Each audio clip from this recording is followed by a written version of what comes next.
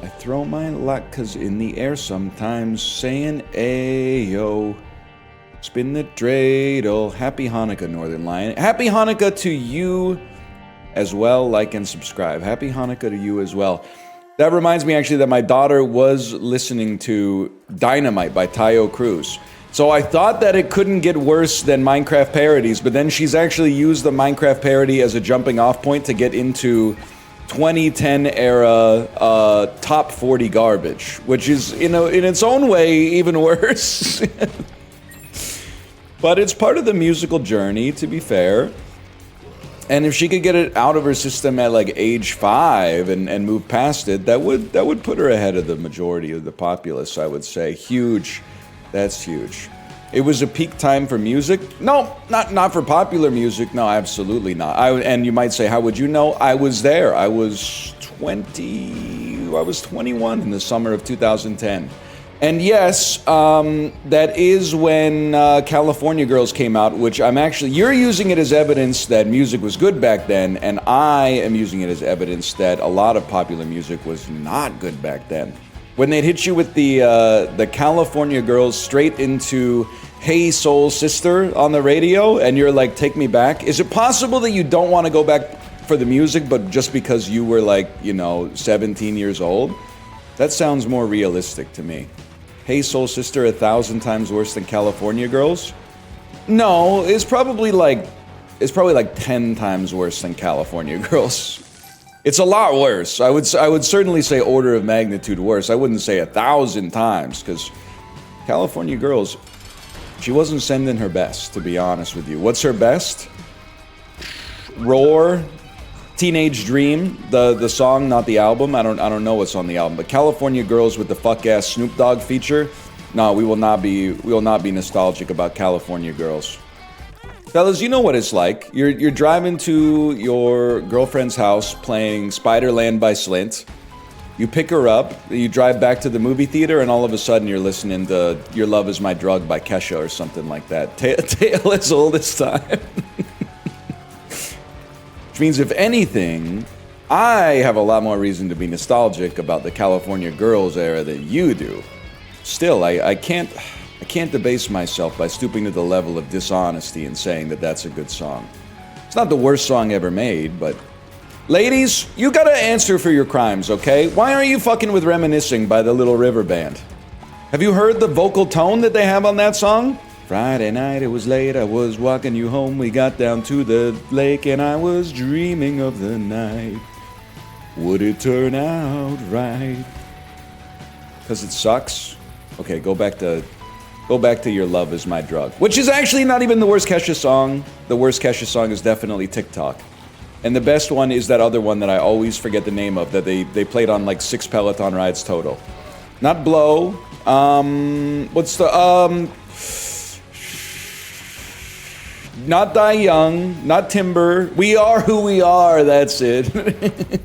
Certainly not Timber, no. Farming the worst takes of all time. Basically, I'm just realizing this is the first time you've talked to someone who's not like 29 in your life. Which I get, by the way, because sometimes you'll be like, everyone is like my generational cohort. And then all of a sudden you talk to someone who's like 6 years older than you, and they start saying some shit like, yeah, I was never really fucking with Napoleon Dynamite. And you're like, what? Everybody loves Napoleon Dynamite. Everybody I've ever talked to, 98% of whom were born within 12 months of my own birthday, think that movie is awesome. What are you talking about? Timber was a banger at house parties?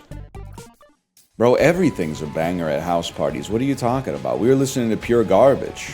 You'd be like, oh, you don't like that song? You should try listening to it off 14 beers. Say that shit after 14 beers and then tell me how you feel about it. I got head to Timber, can't recommend. Whatever, buddy. I got sucked off during Finding Forrester. Stay alive long enough, you'll get sucked off during some fuck-ass media. It doesn't make it good. That being said, Finding Forrester's actually pretty good. I should rewatch it. Finding Forrester ain't that bad. I got sucked off to the water boy. That's fucking sick, dude. That's like a Gen X dream come true. Holy cow. Finding Nemo for me, that's fucked up. That's not okay. Yeah, I'm sure, like, it's happened a lot while watching Twitch, but I just, like, whenever someone tells me about that, I just go, you know, that poor woman. She was really... she was fiending. That can't be a proud moment. That she was like, ah, whatever. Sure. It's heteronormative? Yeah, because it's funnier that way. It's just two dudes sucking each other off watching Twitch. I mean, what do you want me to say? Good for them, but also, like, I don't know, leave me out of it. I prefer the idea that it's like an I can fix him moment. It's the origin point of an I can fix him type relationship. During Skyrim? That just doesn't, like, I don't know. Good for you guys. That doesn't really appeal to me. I think that's a situation I might pause and put the controller down. So, because Skyrim fucking sucks, mostly. I mean, if you were playing, like, if it was like a Dark Souls invasion or something like that, there's like no pause button. But I'd be like, you know what? I think honestly, this clears the shit out of Skyrim right now. I'm gonna put handy while playing ranked Smash Bros. Like, honestly, that's just fucking... like, it's just disgusting. Like, it's just one of those things where it's like... yes, thank you for saying it's degen. I don't know what to say about it. It's just... it didn't happen? I bet it did happen, and that's worse, man. Like, you ever have an annoying roommate, and you're like, he's never gonna get a girlfriend, and then, like, the worst possible thing happens. He gets a girlfriend that's, like, twice as annoying as he is. And you're like, fuck. Fuck-ass monkey's paw, god damn it. You're like, buddy, you gotta get your shit together if you ever wanna meet someone. And then he doesn't get his shit together and he meets someone even more fucked up, and you're like, I guess there really is someone for everyone, but why the fuck she stays sleeping on our couch every night? She's been in our house for like 27 days straight, and now we're having house meetings about whether or not she's got to start paying utilities. Not hating, but a part of me genuinely wonders how many hours of this you've played. Not hating, but numbers exist is basically, that's your sentence. Not hating, but the more you do something, the more you've done it. I don't take it as a hate comment. I'm just sort of like, I take it as like just sort of like a... I guess I don't really understand the comment. I wonder things every day, man. Fucking magnets, how do they work? That shit is real, though. And don't spin me some fucking yarn about, oh, there's a spin on the ion. Oh, it wants electrons so bad. It really wants electrons so bad, and then, like, another ion is like, oh, I'd love to fucking give up my electrons. Like, you believe that shit? It's metal, bro. They don't want anything. It's not fucking alive.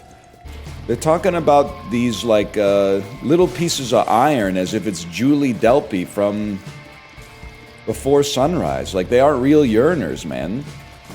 They don't know shit about Clementine Krasinski. What do you yearn for? I don't have too much yearning right now. I've kind of like, I've actualized some of my yearning, I suppose. You might say that's sad, but like almost all yearning is associated with like romantic love. And the rest of it, I mean, what is the rest? Money? That's not yearning. That's wanting. Those are two different things. That's not a deep spiritual, like almost like a magnetic, a fleshy magnetic pull.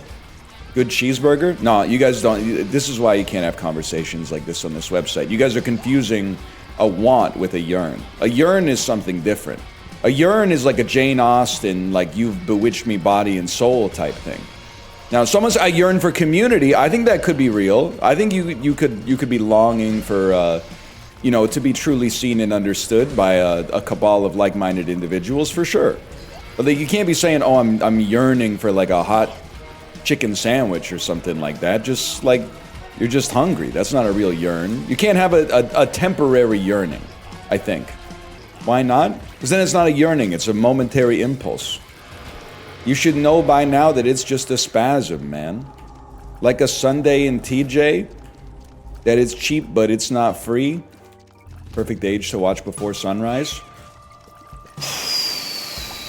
Well, I don't, the age you are now, if you haven't seen it, how about that? True. It's very good. Yeah, and I saw it, I think I saw it when I was 17. I saw it in the perfect scenario. Hey, I'm watching a movie with a girl I've had a crush on for like 3 years that I will never tell her that I have a crush on her. And it's senior year of high school. Let's watch Before Sunrise. So you might say I didn't understand the movie until you hear the context. Trust me, I understood the fuck out of Before Sunrise. But I think you gotta be a little bit older to understand, or to really understand Before Sunset. So you might want to see the first one when you're like 17. And then I would say see the second one when you're like 51. Which Richard Linklater, I mean, I don't know if you know Boyhood, but he'd probably be stoked about that. He would probably be like, yes, we've had method acting, but now we have method viewing. Previously, the only movie known to have the phenomenon of method viewing was Drive, where, like, young men would see it and then temporarily become Ryan Gosling. But they would still have, like, they would have, you know, those oval glasses? You know, the thin oval glasses? You know the ones I'm talking about? Librarian isn't here.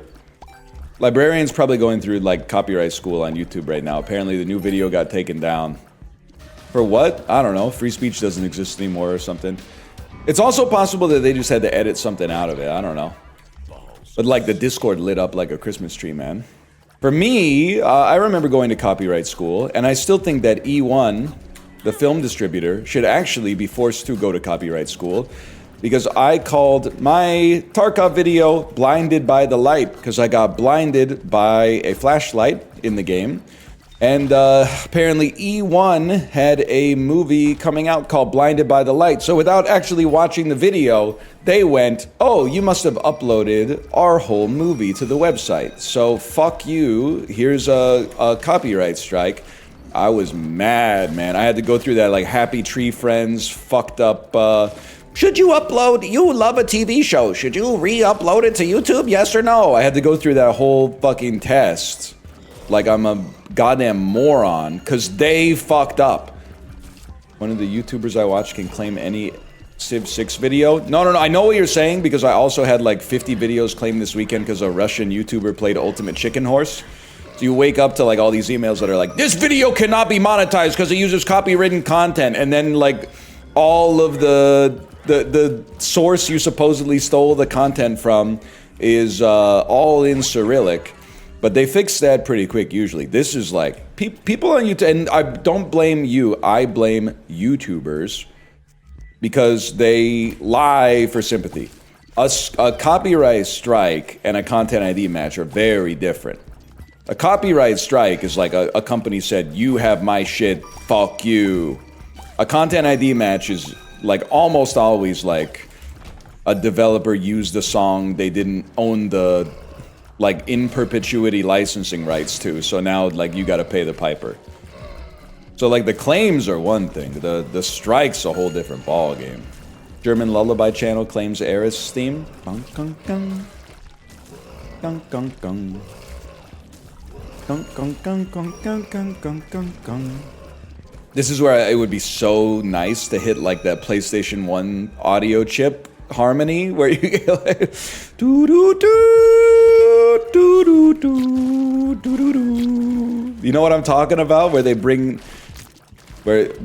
Uematsu brings in all the other digital instruments on the codec. Doo doo doo doo doo doo doo doo. You've been to as many Final Fantasy concerts as Disney cruises? No, I've been to 2 Final Fantasy concerts, and they were on the same night at Final Fantasy XIV Fan Fest. It was like an hour long, and it was one of those concerts where they played all the songs that they had, and then they asked the audience, what would you like us to play again? And then they played another song that they had already played. They had like 53 minutes of music planned for a 60-minute set. Librarian, are you okay? I see you in chat. What happened to your video today? Was it too hot for YouTube to handle? It's because you kept talking about sex? I guess maybe like a little talk about it or like some talk about it during a video is like okay. But like, I guess if the whole video is about it, they might take issue, which by the way, and you know, I've got, well, one of the things that makes the dynamic interesting, I think the fact that you and I are like, we have aligned incentives, but we have different means of like getting there. So like, I don't control your content from the top down, and you don't control my content from the bottom up, right? We're both figuring it out as we go. But I kind of don't understand like why that wouldn't be appropriate for YouTube. Like I found myself being like, if anything, you posted some fucked up thumbnails that I wish you wouldn't post. But like, why is speaking about sexual content considered like not appropriate for YouTube? Unless when you posted the video, you did the thing that all YouTubers do, where they go, oh yeah, this is family friendly, or something like that. Like when in your self questionnaire, did you go no swearing, no sexual no, I didn't ask if you marked it for kids. I asked if you went through the monetization questionnaire honestly and said, oh, he edited in a lot of diagrams. The diagrams might take it a step too far. No, I did not. Oh, okay, never mind. There's you too can fall victim to misinformation. Lie or chatter? Okay, librarian, but you can't get mad about that because you lie for your own amusement all the time. Oh, relax. Don't just say, oh, relax. I fucking got you. Maybe it's YouTube AI moderation. Wouldn't surprise me, man. Wouldn't surprise me. But like, I mean, I still push back on the idea that that's inappropriate for the platform. Like, what's inappropriate about it as long as it's marked appropriately for the right demographic? I didn't say it's educational. I don't think there's anything educational what we were talking about, but it's just like, I don't know. I guess talking about getting fucked in the ass, I don't think is like, how is that TOS? People are out there fucking in the ass. It's fine. It's a thing that happens. The section it marked as problematic is someone could fuck you in the butt while you jerk off. That's not problematic. It would be it's problematic to say that that's problematic. There's nothing problematic about it. That's good. Yeah, that's good intel. That's a tip and a trick. I think it's messed up, man. And I'm only like half joking. Like I can understand, you know, being, I don't know, like Joan Allen's husband from Pleasantville and being offended that people are having a good time out there. But I just can't, I sort of don't think that that means it should have been taken down off the website. Crude, sure. Well, crude, of course it's crude. Anyway, I think probably it'll be okay. Did it ask you to edit it out? Was it like... So like you can use AI falsely claimed your video, but don't worry, you can use AI to excise the offending part of the video so that nobody has to lose out on any revenue. No, it's just down. That's crazy. We got to put the system on trial, man. That is insane. And it was a tame thumbnail. Well, that's the first thing I said, because people are prone to hysterics, is like maybe it was the thumbnail, and they said the thumbnail was normal, and I said, well, maybe they took it down to like edit something into it or something like that, but apparently not. Well, it's simple. We get them back by making even more objectionable content, which, by the way, is not objectionable at all. I'm sorry to keep harping on this as if I'm trying to farm like you know, woke points or something like that, but it's not objectionable to speak about sex, even if it is. I don't even think it's a depraved sex act. I don't think getting fucked in the butt while jerking off is a depraved sex act. I think that's just a kind of sex. That just seems like they're having fun. I don't know what you want me to say. It's just an alternate kit, man. You're teaching good tech. Maybe they're mad because I'm LARPing because I've never done it, but like deleted for gay baiting. Well, no, we were not gay baiting because I specifically said a woman could fuck you in the butt. That's not gay baiting. It's kind of like it's peg baiting, which is still disingenuous, but not for the same, you know, you don't get the same squeeze out of it, I guess. See, I don't know. I'm offended on your behalf, librarian. Let's put it that way. And I mean that genuinely. I'm half putting some sauce on it, but half like, that seems like they crossed the line. Put it back up with an educational tag.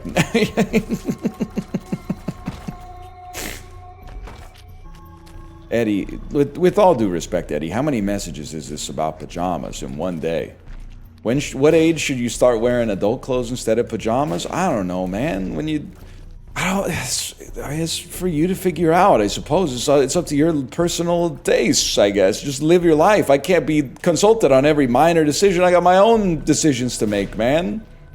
I'm not a pajama Andy, but like if you're a pajama Andy, you don't need to wait for the streamer to sign off. My parents are, I think it's a backlash to my parents. Like in some ways, you always end up living an identical and yet inverted life from the people who raised you. My parents are big like, hey, the day is done. Save my life, please. The day is done. Let's all put on our pajamas and relax type people. And as a result, I have grown up as a, I'm just gonna put on clothes at like, when I wake up and then wear them until I go to sleep. So inevitably my child will become, as an adult, someone who like wears a Snuggie to work or something like that. and her child will become someone who wears a suit to the first day of 9th grade or something like that. And then it'll just keep going around. Falling asleep in jeans is underrated. I mean, we've had the discussion like 100 times, but like I could easily fall asleep in jeans. It would not, I don't even think it would add a minute to my initiation phase, man. I wouldn't do it, and the reason I wouldn't do it is because it's not done, but I could easily do it. Jeans, no underwear? I would need to have underwear on, for sure. Jeans, no underwear, I could not do. Because when you're, and I don't know if this is a circumcised thing, but your urethra directly touching a cold metal zipper is very, like, it's uncomfortable in a variety of different ways. It's cold, it's precarious. You realize how sharp a zipper can be. You just got the tip out all the time. I liked it better when we thought that circumcision, phrasing. I liked it better when cut was the norm and we were all making fun of uncut Andys. Now that the culture has reversed and the uncut Andys are going, wait, you just got that thing hanging out all the time? I'm not liking the dynamic as much. Oh, can we go back to, wait, so you got like a turtleneck on your thing? Can we go back to that? Never asked my dad if he's circumcised. I think he would take the question fine. I think he would say something like, let's put it this way. And then he would try to construct a euphemism to avoid answering the question directly, but would instead come up with like a clumsy sort of euphemism. That's like, let's just say, if it was a person, they wouldn't be dressed for cold weather. And I would be like, I think I got it. And then like 15 years later, I would find out he actually constructed the analogy exactly backwards. So, so that for my whole life, I've been thinking that he was like the opposite of what he actually was. That would be my guess. His reaction to the pomelo was sus.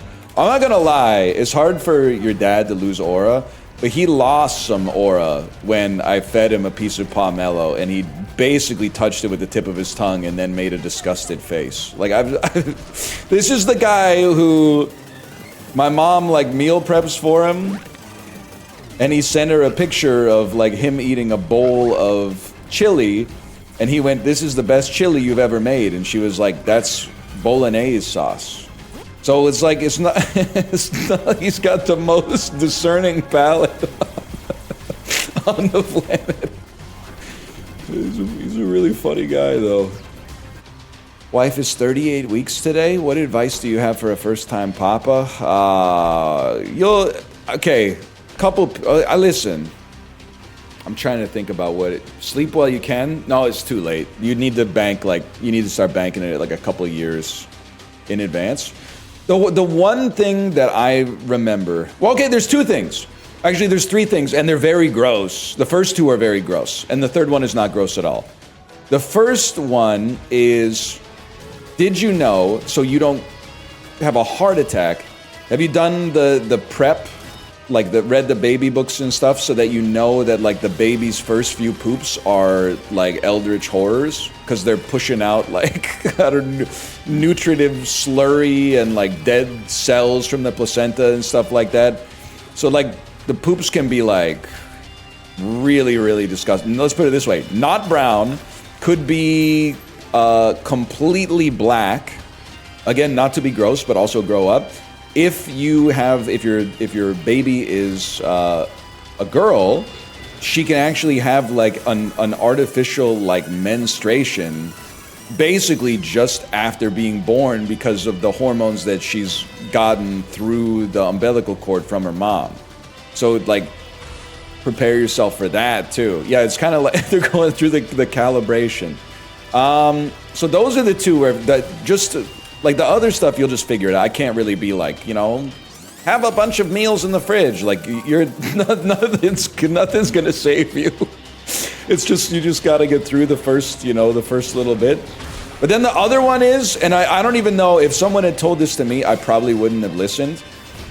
Main actionable regret from like the week that my daughter was born was definitely trying to sleep in shifts, so that somebody was always awake to like gaze upon the child. That's not necessary.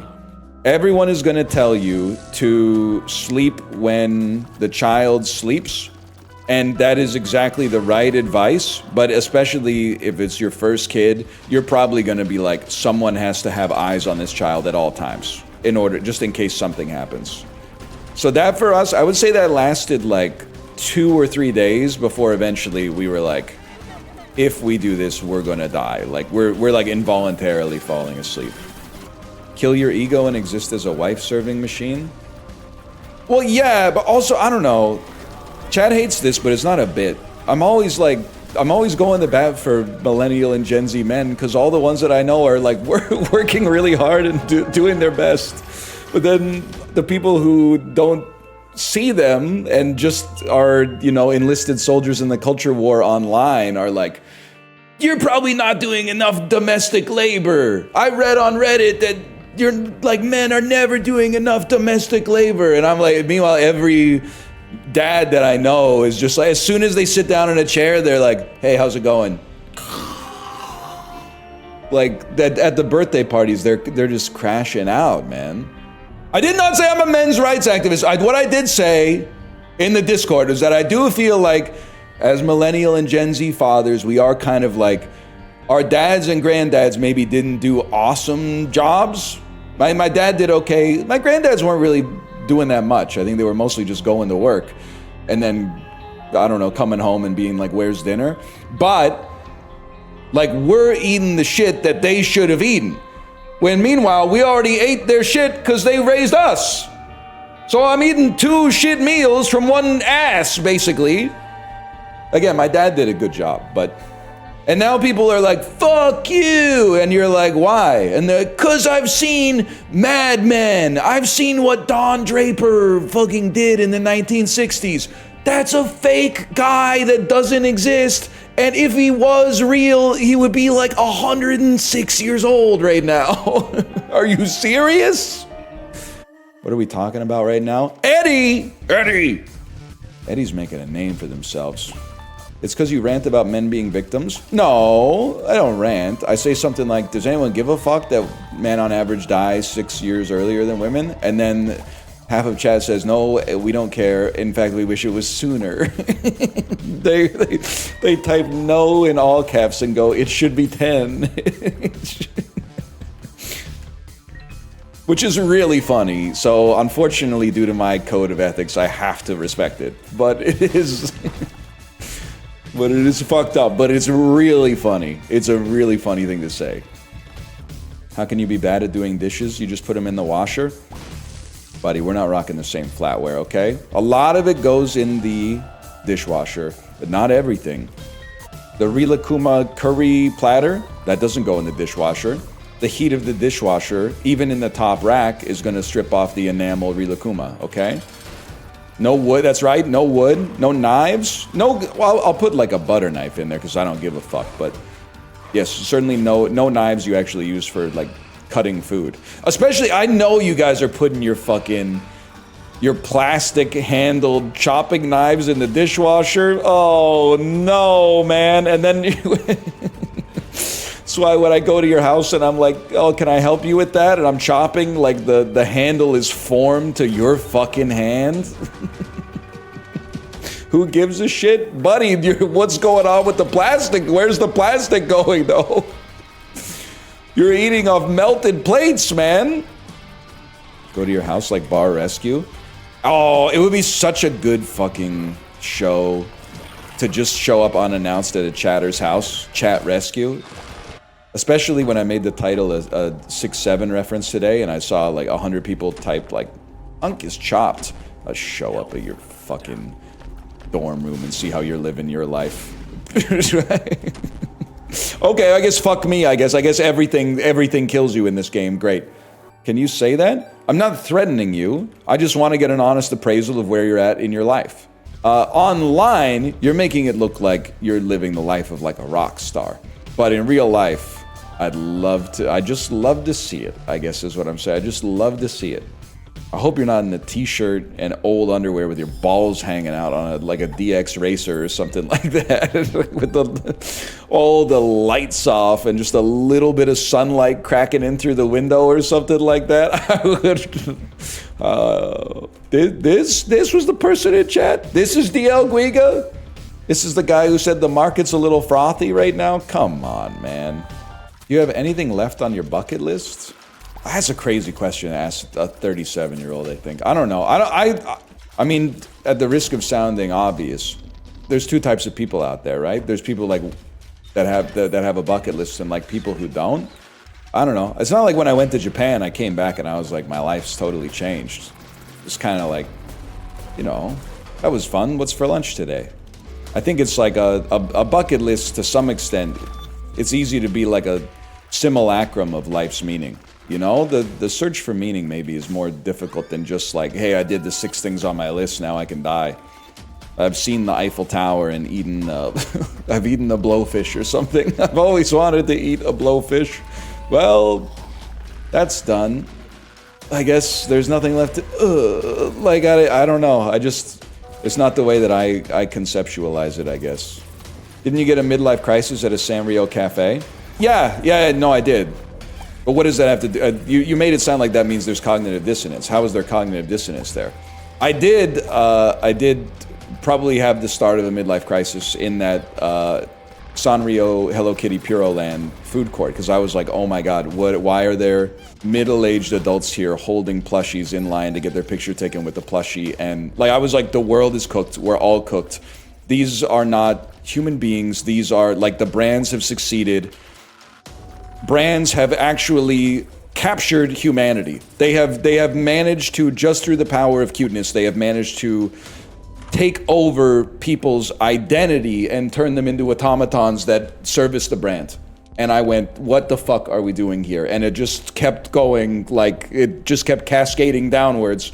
While I was in the food court, and I was like, there's not even any place to sit in the food court because there's so many people in the food court eating the food that isn't good, but it looks like gudetama and the curry looks like pom-pom purine, and I was like, I'm fucking freaking out.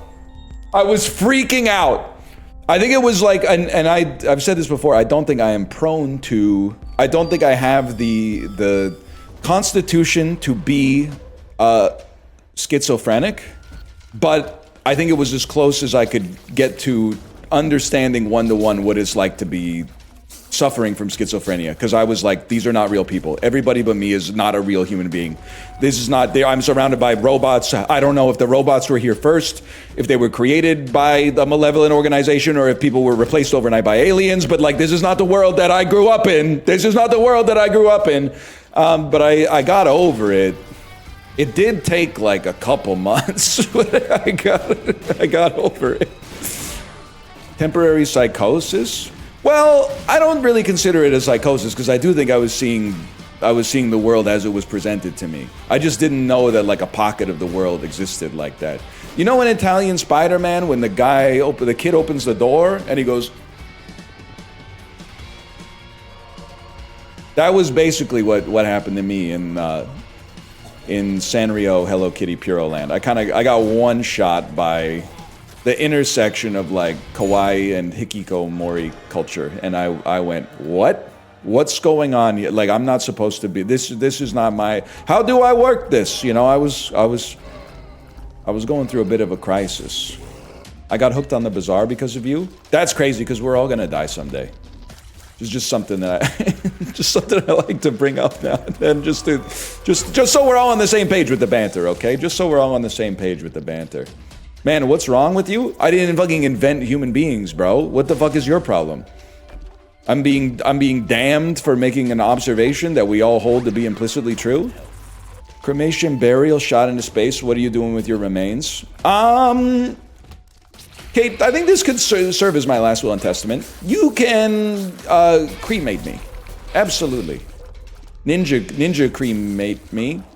Ninja creamy. You know what? I'm trying to. There's something there. David Beckham ninja cremation. I'm trying. We'll Librarian, don't put this in the video. It's gonna get taken down. Get your ashes packed into a firework. No, I don't really like fireworks all that much. I mean, like, it just also that seems like a lot of work. Relative to just like, they already got like the places that can just, you know, kind of handle you. You could get shot into a firework or something if you're like a huge Katy Perry fan or something like that, or, you know, if you think it's spiritually relevant to have your ashes like turned into a tree or something like that, that's totally fine. It's your life, man. Like it's one of the last decisions you get to make. But saying like, you know, trying to make my decision for me is also fucked up, man. Maybe this makes me the most normal man on the planet, sincerely. But like, I don't really want it. You already got shit to do, like when your loved ones die. I don't really want them to be like grieving my death, but also like burdened by like, Andy wants his ashes scattered like next to San Francisco Pier at Disney California Adventure. How the fuck are we gonna do that, man? Like, just you know, call the funeral home will be like, what should we do? And it'll be like, what's, you know, what are the options? Take one that seems relatively, you know, straightforward and go with it, man. Doesn't bother me. My ass is dead. I really don't care. Yeah, that's what I'm saying, man. In fact, I think that, to be honest, I would find it like more, although it would be a great tying into the themes of my life, being doing stuff I don't want to do to appease other people. If I die and my last will and testament is ignored and they do some kind of grand gesture like shooting my ashes into space because I always wanted to live amongst the stars or something, that would be the perfect capstone for a people-pleasing life of just saying yes to like a bunch of stuff that I never really had that much interest in. It'd be like, he died, he went out the way he came in, saying, sure, if that's what you want. Something like that could be, there'd be some poetry in there, I suppose. It'd be a funny prank to make your friends do some cumbersome tasks. No, man, just, no. They're grieving, man. They're going through it. You're tag posting. I would honestly, and the other thing is, you might find out that your friends ain't that friendly. You know, the saddest thing in the world would be like, I've set up a scavenger hunt for you to find out what to do with my ashes. And then like, they're like, oh, I'm not doing all that shit. Like, I got stuff to fucking do, man. Aren't you dead? Well, yeah, but like, it's still a sad story because other people will hear about it. I would be pissed, man. Like, also, like, there's a level, and this sounds bad, but you're dead. Like, stop bothering me. Like, just, okay, we'll have your funeral, follow the wishes of you at your funeral, but now there's like a choose your own adventure type fucking scavenger hunt. Like, it's like, oh, even after your fucking death, you're still asking me to fucking do this Reddit Chungus shit, man. Like, stop. You're fucking dead. Just be normal now. Like, and the worst part is, I think like at least half of chat is like, if I was like super rich, I would definitely have a crazy will. I would definitely be like, whoever answers this question gets my house. And if you if you complete this scavenger hunt, I'll give you my car. It's just fucking put the document in the bag, bro. Just give all your shit to your spouse or divide it up amongst your kids or some shit like that, and fucking you guys like go enjoy life. Put the ashes in the urn, bro. Put me in the ground, no casket or nothing. Okay, well that's like even worse because you're gonna like pollute the groundwater and kill like 4 people on the way out, which is fucking crazy. Misanthropic ass. Like you definitely need like you need some form of like container, not to phrase it, you know, from an engineering standpoint, some kind of membrane so that you don't ruin the ground. Just don't embalm me. I guess I'm realizing I don't really like give a fuck. Kate, you could just do whatever. Honestly, pick something on sale or something like that. Or even if they have like a pack-in option at the funeral home or something like that, if they're like, you know, it's a little bit of extra money, but we got like an all-in-one solution so you're not shopping around for like a cremator, like take a little bit off the top and here go 2 more for y'all. You're gonna have enough to worry about because the playlist at the funeral is gonna be fucked up. I'm definitely gonna write in that you're gonna be listening to like some 12-minute long songs. Is Chad invited? Most of you will be unable to attend if I had to guess, so I wouldn't worry about that. We'll cross that bridge when we come to it. That's not a threat. It's just an actuarial assessment. When the life insurance company raises your premiums, they're not threatening to kill you. They're going like, you know, quit smoking, lose 20 pounds. It's not like they're saying we're gonna get you. They're saying like the risk table changed. Dress code for your funeral? Call me old-fashioned. I don't really care what you wear to my funeral. I would rather you didn't wear pajamas. Like you gotta make an effort for something. You don't. By the way, Kate actually blew my mind, and this might be obvious. Like, I might be the last person to find this out. She showed me pictures of the first Subway. I think I want to pause here. The first Subway, the transportation method, not the sandwich restaurant, which is Pat's Sub Sandwiches. Did you know that the first Subway in London and the one in New York, what I had always imagined was some kind of like 19th century Victorian, like a, not ornate, but like a covered train car that kind of just goes through the tunnel. Like I would imagine it just kind of like an older, more rundown version of our current subways. It's a caravan of 8 carts with little chairs on them with no top. And there's just businessmen sitting in the carts. And then at the front of it, I don't know if there's like 2 horses or something like that, or like maybe like 1 engine. And it just kind of like it goes through the huge tunnels on the cart, convertible style. How else would they see my top hat? Well, you're saying how would the plebs see my top hat? Buddy, you were like down in the loam. Like none of the plebs were seeing your top hat. Mostly because everybody else on the subway was also wearing a top hat. Going to the theater back then when everyone was wearing those fucked up stovetop hats, man, you're not wrong. And the worst part is, you know, when they built movie theaters back then, there was like a 1-degree incline on the seats too. So it's like, if you... One thing that is a lot better about the movie-going experience is that any movie theater built from like 2000 onwards, you'd very, very rarely have to be like, the guy in front of me is too tall for me to see. When I was a kid and you were going to those old-ass movie theaters built in like the start of the 20th century, you would have to pick your seat based on like, oh, this guy's like not that tall. Oh no, a tall guy sat in front of me. Now I can't enjoy the movie I paid for. But similar to my take on like the stadiums, I also think it kind of eating popcorn in a movie, obviously awesome. The full restaurant movie theaters, we took it a little too far. And that's fine, we just need to bring it back just a little bit. We don't need to go back to like, the only thing you can get is like a shitty hot dog, but we need to go back to like, you can't order a second round of drinks during the movie, like from your seat. I work at one of those, and it's so unnecessary to deliver these people their entire meals 40 minutes into a movie. It's just like... It's just like a little, like a single serving pizza or something like that is fine. But some of the shit, like, I don't want them. Maybe this makes me a bad person, but I don't want the guy next to me like eating birria in the middle of the movie, man. Like, the food is good, but like it's just too much here. The whole time, like, just crazy. You just do it after, man. Just do it. You just see the movie and then go out for dinner afterwards. Pickles should be banned from the movies. Fuck pickles. I hate pickles. What? They're so noisy and they smell so bad. Like, are we talking about pickles like on a hamburger? Or are we talking about people just bringing in like whole pickles? Whole pickles is like, that's definitely too far. You've never seen a whole pickler? I've seen people eating a whole pickle, but not in the movie theater. They sell them at the theater now?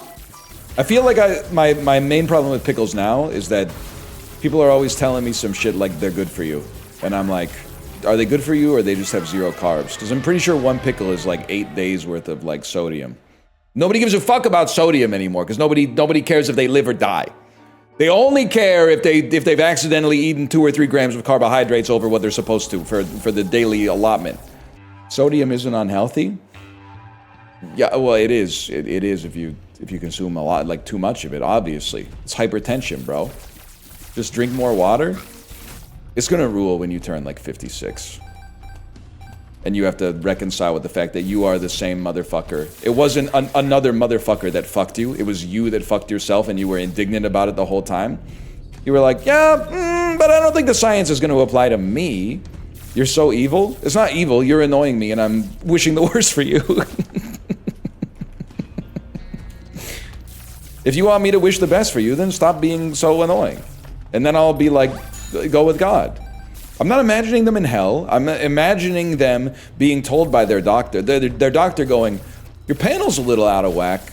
How much salt do you eat? And then you got, and then you gotta eat like, I'm not hoping you die, but I am hoping that they force you to start eating like the fuck-ass gluten-free English muffins or something like that. That's worse than death. You guys ever have a period where your mom went low carb, so you're eating all your hamburgers on those little, the flat buns that are like carb friendly? Yes, sir. What's the point of a scooped bagel? Oh, you don't understand? A scooped bagel is a bagel, but less calories than a bagel. And now you're gonna say some stupid shit like, yeah, but you get less bagel. And I'm gonna say, kinda. But there's a fixed value in food and there's a variable value in food. The fixed value of food doesn't change regardless of how much you eat of it. That's why you get, what would you say is better? Eating 1 potato chip or eating 6 potato chips divided by 6? Let's say that the fixed value of eating a potato chip is 1. And the variable value of eating a single potato chip is 0.1. That means, let me rephrase, the value of eating chips is 1. I'm basically constructing it so mathematically I'm forced to be right. The value of being able to say that you've had a snack is a number that we're going to define as 1. And then the value that each additional unit of that snack provides is 0.1. Ergo, eating just 1 chip carries a utility of 1.1, whereas eating 6 chips only carries a utility of 1.6, even though you've eaten 6 times the chips. In order to have enjoyed a snack twice as much, you have to eat 10 times more. But the last few chips are really good. They're literally the worst, because they're all crumbs. The best chip is the first chip. The second best chip might be like the last whole chip. No, it's probably the second best chip is probably a chip you pick up right around the middle that's like big as fuck. When you're like, holy shit, you like show people like what fucking potato did this motherfucker come from? This Leviathan. That's gotta be like the second best chip. And then the third best chip is like the last whole chip before you're like, yeah, I'm gonna tip the bag and just get the crumbs. Least controversial thing I've ever said. And if you disagree, you're stupid. I'm learning how to win arguments. If you disagree, you're stupid is like a crazy... It has like an undefeated record as the closer. That's a good one. Guy impressed they're able to find so many identical looking potatoes so they can make Pringles. That's a pretty good guy. I'm too YouTube for an actual stream. Are you guys ready, by the way? It's slow moving, but keep in mind that unlike most people here, I actually, like, my socializing time is largely in like the 40 plus demographic right now, to be honest with you. YouTube is unk now. And I don't mean that it's bad, because I don't use unk as an insult. But YouTube is well on its way to unkification. I literally don't care. You might care when you have like a niece who's 17 years younger than you, and then she starts saying some shit like, only old people watch YouTube. You're gonna crash out a little bit, because that'll be like the first time you actually see yourself as being old. What do you mean? You like sit down with your dinner and you pick a video to watch on YouTube? Old people like 27-year-olds will literally be like, I can't take my first bite yet. I gotta find the perfect YouTube video first. Oh man, and it's gonna be sweet. I'm gonna be in the corner going, get them. I'm gonna be feeding them lines through an earpiece or something like that. I'm gonna be like, I'm gonna be feeding them lines like, yeah. No, say it, and then okay. 26-year-olds love to say stuff like, it's pronounced pho.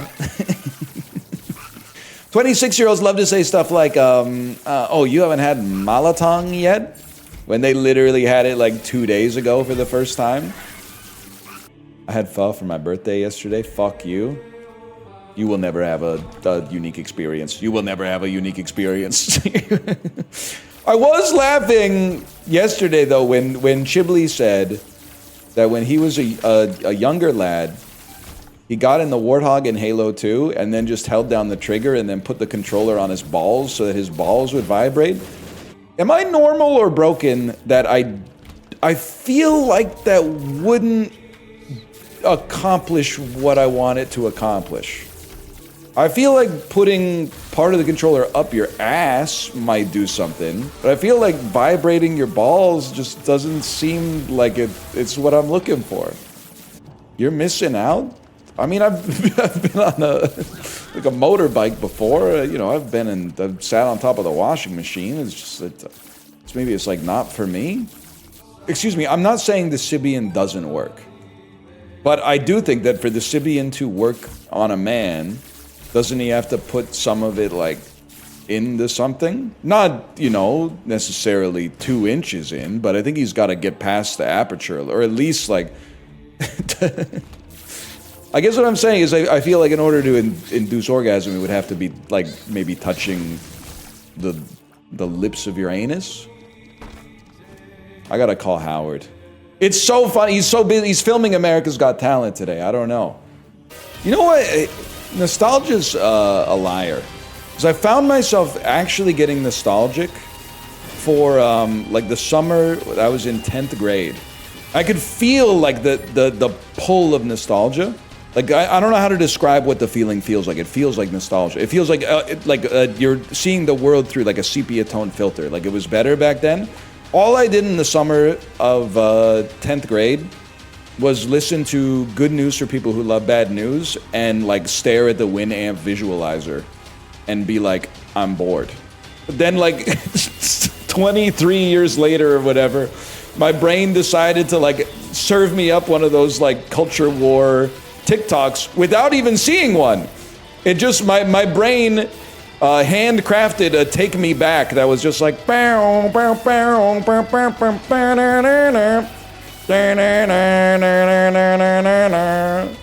this is what they took from us. A summer spent in your parents' basement, frying your brain like a millimeter away from a huge ass CRT monitor. 2008 kind of ass. Like, yeah, I had Pokemon Diamond, but I also got that now. 2008 kind of peaked for a guy like me. Is that the year The Hangover came out? I guess we got The Hangover now, too, but I'm not watching it the same way I did back then. That was my senior year. Nephew. That was my sophomore year of university. Nephew ass comment. I remember starting my sophomore year of college, and then all the freshmen were cranking that Soulja Boy and going, kids are so stupid. It's even more funny because I have like a November birthday. So like they were probably like 4 months younger than me on average. I was like, dude, 1989 birthdays, they're so fucking stupid. They don't fucking get it at all, man. You were just an elitist? Well, you're doing the same thing. I was like, they must be worse than me because they're younger. And you're saying I must be worse than you because I'm older. You're doing exactly the same thing. I'm Feb 89, you would have bullied me. Especially if your ass was like a little bit gifted, so you ended up in like the same class as the 88s.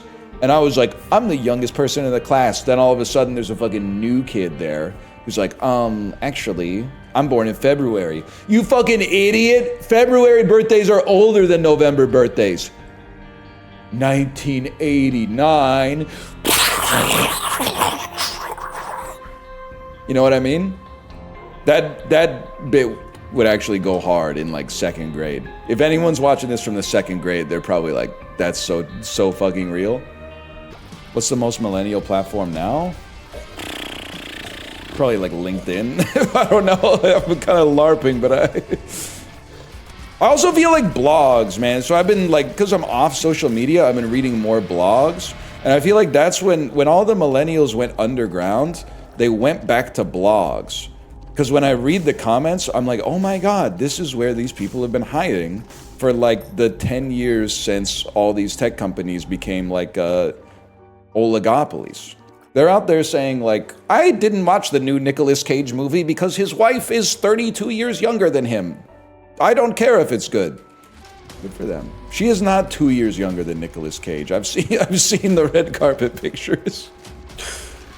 She's half his age.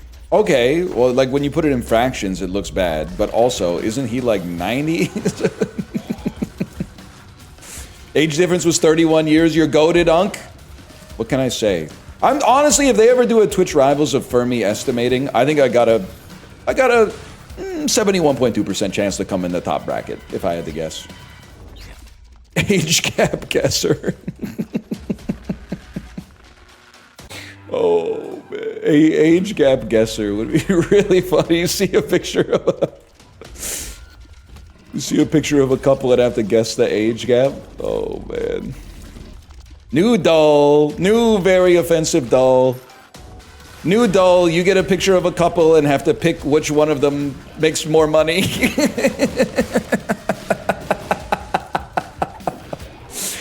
Oh, could be a cool website though, if you just ignore like the problems with it. White elephant gifts you actually want at the Christmas party? What is this like? This is like at midnight with Chris Hardwick. I'm just gonna give you an honest answer. Gift card. Gift card, pretty high on the list of like impersonal office. Oh yes! Gifts that you could actually conceivably get at a corporate white elephant. The crowd boos. A lifetime supply of condoms, aka one get out of jail free card that works at Human Resources. You're playing the guitar at the Grand Internet subway station? I don't think so, nephew, because unlike that hypothetical, people are actually stopping to watch. People are going, oh, I gotta get to the train station. I gotta get to the train station so I can see the guy playing the guitar. Next bit was going to be people who post that, like, well, did you know, like, the world's best saxophone player played at Grand Central Station? And nobody gave them the time of day. And then later that day, they went and played a concert at Carnegie Hall. And tickets were $1 million, and they were all sold out. Yeah, I guess here's a thought. Maybe it's different people. Maybe the people that went to maybe the people that were like going on the subway weren't the exact same people who later went to the concert for the world's greatest saxophone player. Maybe a lot of them didn't give a fuck about anybody playing the saxophone. Maybe they just wanted to go to work, I guess.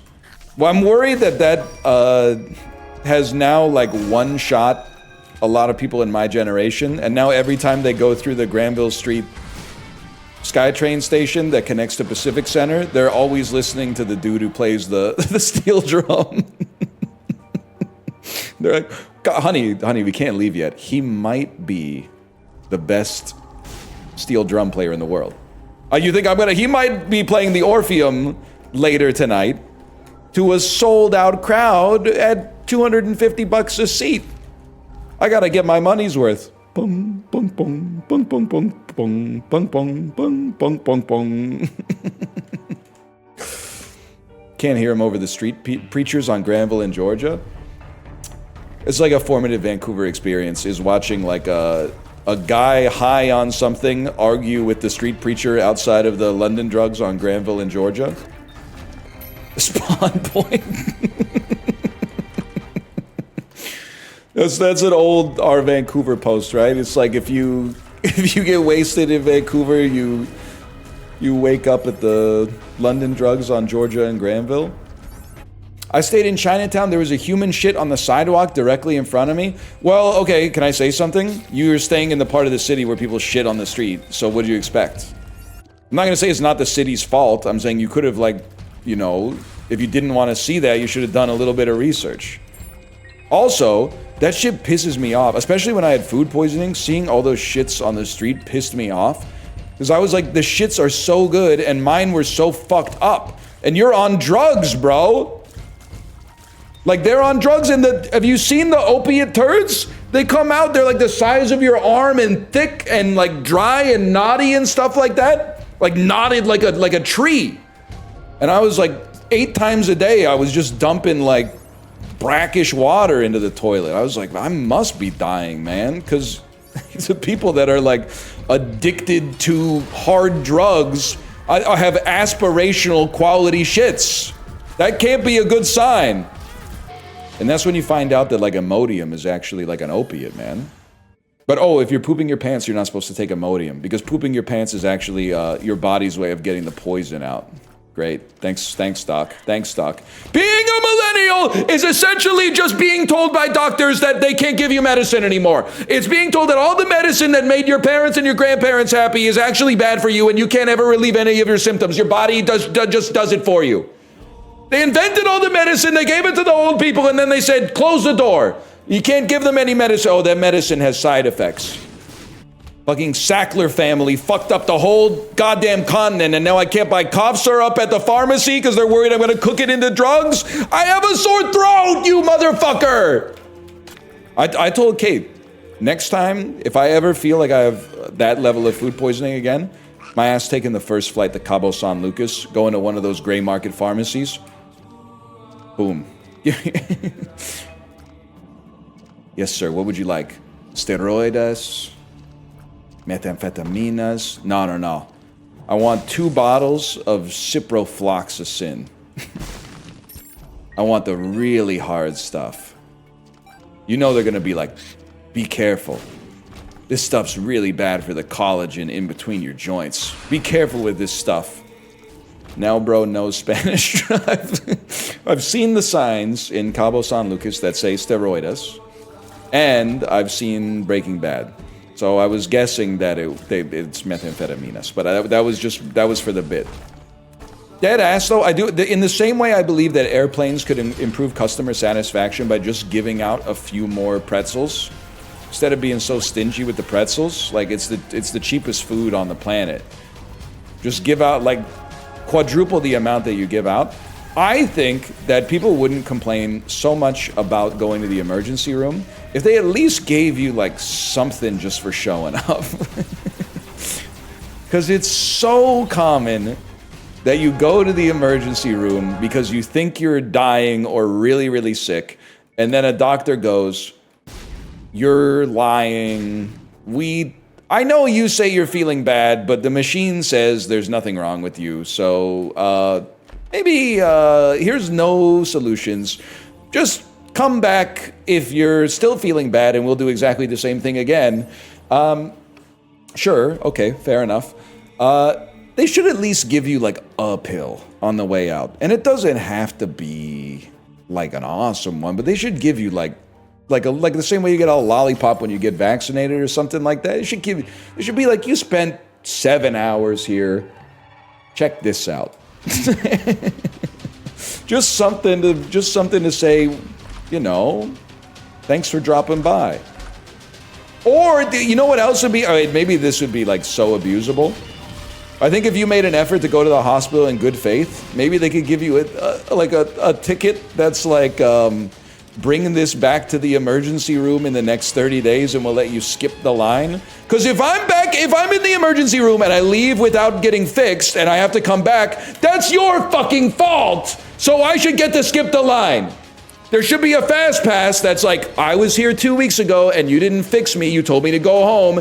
Guess what, motherfucker? I'm still not fixed, so you need to see me right now. Oh, so spiders hurt you in this game. Okay. Real original. Honestly, just pushing the narrative that spiders are bad bugs, when actually, as we all know, they kill bad bugs. You know the flies in your house are going, what the fuck? Can you fucking say that?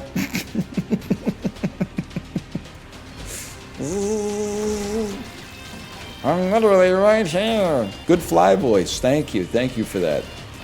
Bug comedy is huge. Honestly, bugs are some of the funniest animals. Well, no, monkeys are funnier, 100%. But like the concept of a bug is really funny. Like, what the fuck do you mean you're alive? You like weigh less than a grain of sand. Like, I'm sorry, I can't take you seriously. You're like, you weigh so little that I wouldn't even notice I was holding you until I looked. I don't know, and what do you mean, like, oh, you're alive? Okay, well, what do you fucking want to do with your life? Nothing? Okay, you want to just fucking fly around and eat poop? Cool, man, cool. That's humorous. Also, think about that anytime I see a bird walking. Those little fucking stick legs. You see a bird walking, it's ultimate, like, fuck you moment. You got wings, bro. Fucking fly. Stop. This is our turf, bro. This is our turf.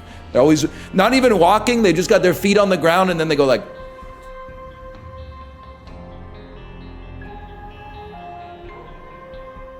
Like, they don't know how to do it. They fucking suck at it, man. Probably because their legs are like this thin. They're literally so efficient and cool. They literally didn't earn that. That's just evolution. Also, I don't respect them because they migrate for the winter. I.e., they're not actually like contributing to improving their community. If they really wanted to improve their community, they would stay and help warm up the winter so it wasn't so cold, instead of just fucking off when the first snow hit. This is gonna get you canceled? From who? From who, Ben? Birdman? That's not what H-Bomber guy sounds like. Your Denzel was more accurate? My Denzel impression is actually good. And the reason I know it's good is Apollo told me it was bad, and then he showed me a screenshot of his YouTube and said, this is pissing me off, and YouTube keeps recommending the I'm drunk scene to him. And I said, you should watch it and tell me what you think. And he said, I will never watch it. So bro's literally out here going, your impression sucks, when he has no fucking idea what the original sounds like, bro. He doesn't know the gall of it. Yes, exactly. The gall of it. That doesn't mean he isn't right. I would be willing to bet $500 that he has seen less than 2 movies with Denzel Washington in them in his entire life. Wait, Apollo's here. Apollo, how many Denzel Washington movies? And be so fucking for real with me. How many Denzel Washington movies have you seen in your life? Blue, thank you for the raid, Blue, thank you. Do you ever... Being named Blue is kind of aura farming. Because you know what? Do you ever get to say something like... People ask you your username, you get to say, I'm Blue Dabba-dee Dabba-die, and I'm feeling alright. You ever think about that? Yikes. Yep, there it is. We're about 1 millisecond away from somebody saying Europop kind of peaked though. And they're right. I'll do it, I guess. Yes, he's gonna play Dota with us. Yes. Stop teasing. I honestly, I'm one bad Isaac run away from doing a full Dota day. And I'm not fucking with you. I don't know if you're gonna be invited.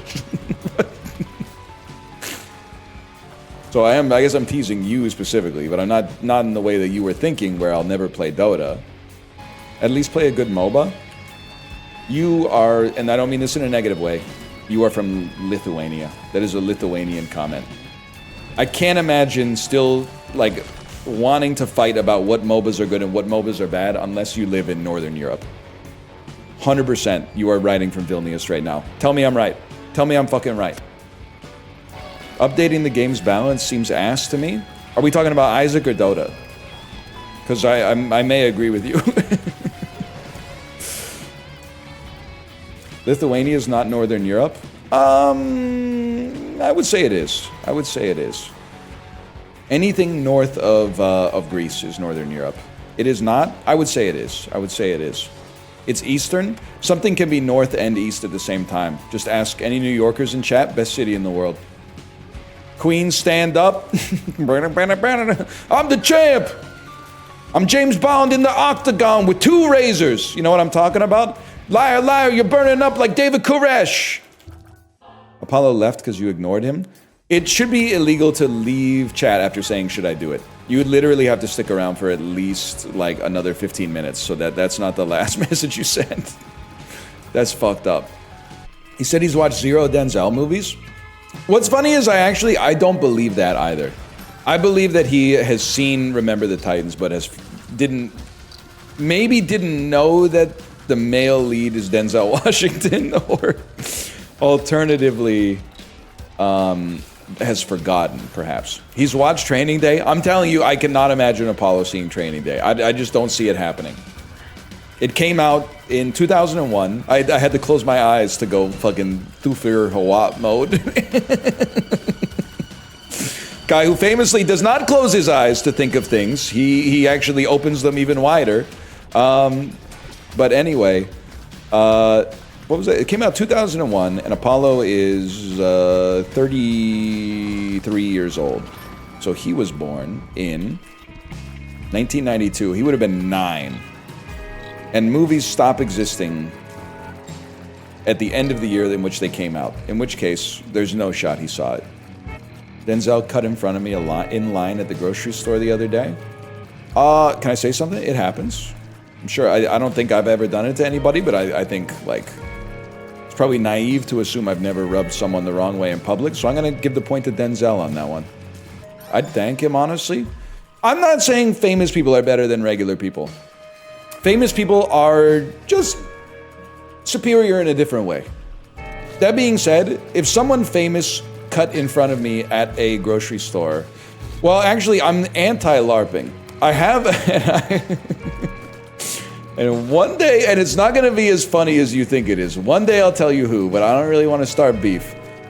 I was, not just me, my child was cut in front of once at a place for children by a person who is a little bit famous. But they were not so famous that I went, oh, it's this person.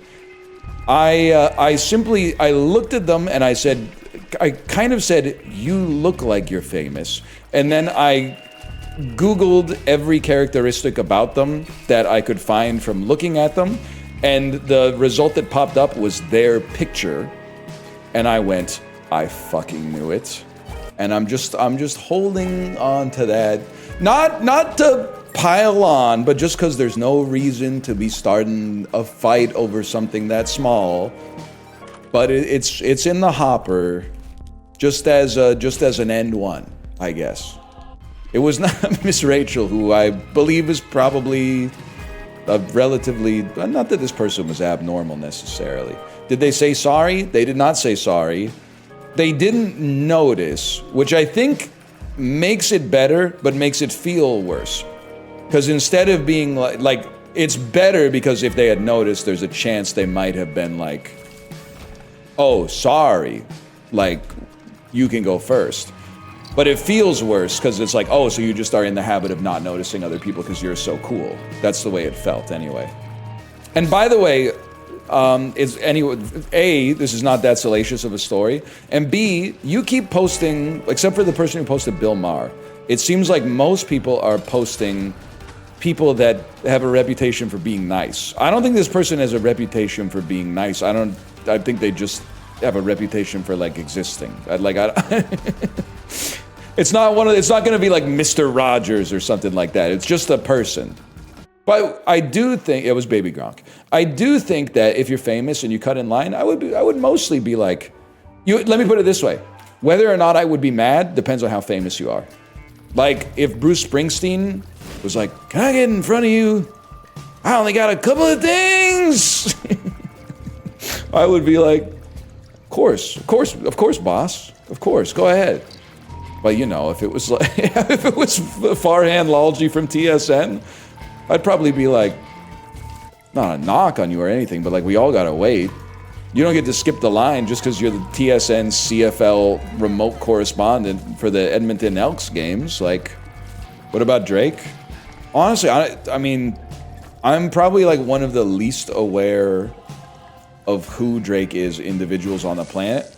I would recognize him. I know what he looks like, obviously. They not like us? That's what I'm saying. He's probably busy. He's got to go. I worked at Park when he came in. Park is the casino in Vancouver, by the way. People kept asking me if I saw him. I don't know if this was Park or this was back when they were still rocking the Edgewater. But didn't he try to go to the casino and they had to like do the anti-money laundering like source of funds thing? And he was like, I'm not gonna do that. So they barred him entrance to the casino. And then he said the casino's racist for not letting me in. That seems to be my memory of how that situation went down. Don't get me wrong. I mean, like, it's much like the medicine shit. The fucking anti-money laundering shit is annoying as well.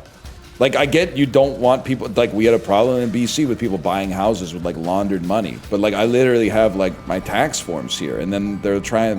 They had to go back and forth, like, so many times just to buy our house.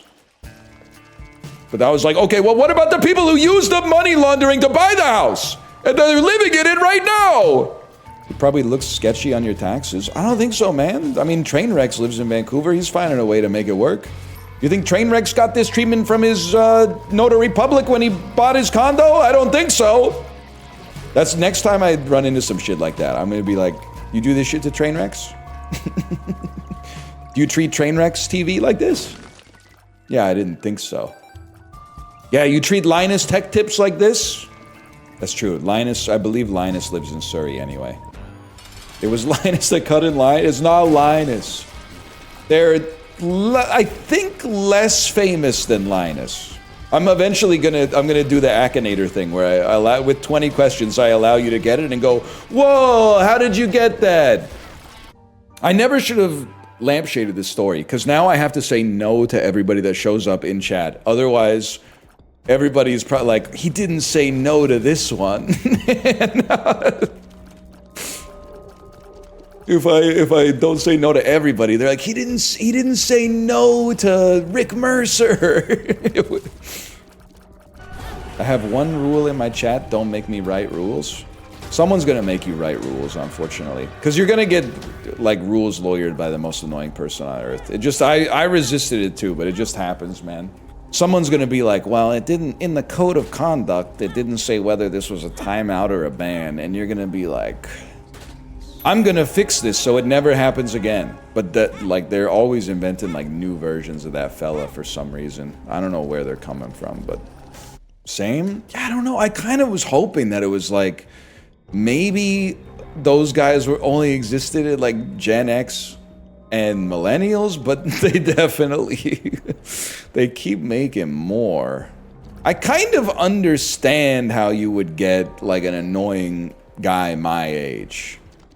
Spend his whole life online arguing, goes into the chat and argues. Like, that makes perfect sense. That's a phenotype I can understand because I represent. But then, like, how do you end up being like an annoying Gen Z guy? TikTok brain? Maybe that's fair. I do get more less annoyed. Like, I don't know if Gen Z does that much, well, younger Gen Z at least does that much baiting. But like whenever they're like, I don't understand what he's talking about, and I've just said like a sentence, that does piss me off. So if you want to bait me, that's a great way to bait. When you have like a 2-sentence idea and they can't hold the first sentence in their head to get the meaning from the second sentence, and you're like, really? And then like that would like, that's one thing. But then to like pretend that it's my fault is really funny. Text version of the Gen Z stare. I feel like I mostly have very good service interactions with Generation Z. Honestly, having a boomer cashier is kind of the dream, because you don't have to ask whether they like small talk. You know they like small talk. It's kind of the same as having a Gen Z cashier. You're like, you know they don't want the small talk.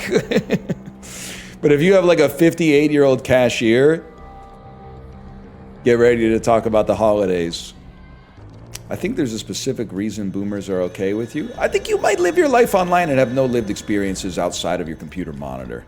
Because like what I'm trying to derive what you mean by that. What do you mean when you say that I think there's a reason boomers like you? I meant that you're white. What the fuck does that have to do with making small talk with the cashiers? What are you I was right. You know how much it hurts me to dress you down and then go, that was too far. I should pull back and give them a chance. And then you validate my fucked up crash out? That's rough, man. You specifically made me lose more faith in humanity as a result of your decoded verbiage. That's evil. You're an evil person. You are talking like Tom Hanks in the Elvis movie. No, you, sir, have not won the internet today. You, sir, have lost the internet today. 58-year-olds are Gen X. Okay, buddy, but I'm 37 and I get called a boomer all the time. So, shit rolls uphill. That's all I'm going to say. Shit rolls uphill. Wait, no, shit rolls downhill. Now that I think about it, shit rolls downhill. Sisyphus did that shit. Sisyphus did the thing. Prometheus, my Grecian king. How often are you just stimming? Do you say more than 75 words out loud on a daily basis? No? No? Parents asking you what you learned at school today, you saying nothing? And shut up. You don't know what it's like to walk a mile in my shoes. You don't know what it's like to breathe a diatribe in my throat. Keep dreaming, lad. I walked into the spike. Walk a mile on my toes. I gotta start getting into more verbal altercations, man. Because, like, dressing someone down verbally and then walking away like a T-Rex would go so fucking hard. Damn, that would be fucking sick. I can picture you arguing with a service worker so clearly. Kate, are you? She's probably live. I've never argued with a service worker in my whole life. It's never happened. Well, okay, that's not true. I did argue a little bit with the U.S. border agent once, but he was off the pen, man. He was saying shit like, you don't look, what was he saying? Because we made a mistake. We didn't have a Nexus for our daughter because she was like 7 months old. And I was like, I'm sorry. And he said, you don't look sorry. And I kind of went like, well, what do you want me to do? Like, I'm not neurotypical, motherfucker. It's literally just an ableist fucking shit you said to me. My mask slipped, bro. Bro was power tripping. Still let us in, though. Hiya! Mogged. Why are you Schrodinger's Autist? Excuse me. I'm Schrodinger's guy who might be on the spectrum, is the term that we prefer to use. And I claim it when it's helpful for me. And when it's not helpful for me, I cast aspersions on whether or not I have it. I cast some ambiguity on whether or not I'm on the spectrum. And in that way, you get all of the benefits, which of course are myriad, and none of the drawbacks, which I wouldn't even know about because I've never experienced them. I'm starting to think you are neurotypical. Wait. No, I'm not. The Peloton Discord last night was telling me that in the NFL, you have to take a test for cognitive ability. I don't know, just to get a measure of your like logical reasoning, I guess. Yes, the Wonderlick. And they were like, you should take it on stream. And then like I opened the web page for the practice test, and it was like the first question was like, which of these is the smallest number? And it was like 4, 7, 18, 0.8 and 0.75. And I went, no, man. No shot. And people are saying this is a dementia test. No, because I've done that one just to make sure I don't have it. That one is really like, they're asking you like, what time is it and stuff like that. That one is like, you're gonna know. Like the Wonderlick, you could be like, oh, sorry, I wasn't thinking straight about that one. The dementia one is really like if you're getting these wrong, you got some problems. Like not in a pejorative sense, but like you need a little assistance. Another one was like, is this like the first question I think was like, if the first 2 sentences are true, is the third sentence true? And the first one was like, John is faster than Bill. And then the second one was like, Dave is faster than Bill. And then the third one is, John is faster than Dave. And I went, this can't be real. They can't be giving these people these questions. And then, I don't get it. Are you a tight end? This is not Blueprint's Parlor, bro. This is like, I mean, okay, it's in the theme of the Blueprint's Parlor, but Christmas songs tier list, actually that would be sick. But people are gonna get mad at me because I'm not fucking with Santa Tell Me. I'll tolerate All I Want for Christmas Is You. I'm not fucking with Santa Tell Me. Santa Tell Me is so good. Why are you writing it like you're leaving a review in the Village Voice Paz and Jop poll? You could just be like, it's fine. I find your enthusiasm steeped in artifice. I don't think that you like the song as much as you're claiming to like the song. I think that you like the artist and you are signaling that you like the song to demonstrate to the other people who like the artist that you're also a good fan, that you're in compliance with being a fan. I don't think you're like, hey, put on Santa Tell Me right now. I don't think you are. Santa Baby? I don't mind Eartha Kitt's Santa Baby.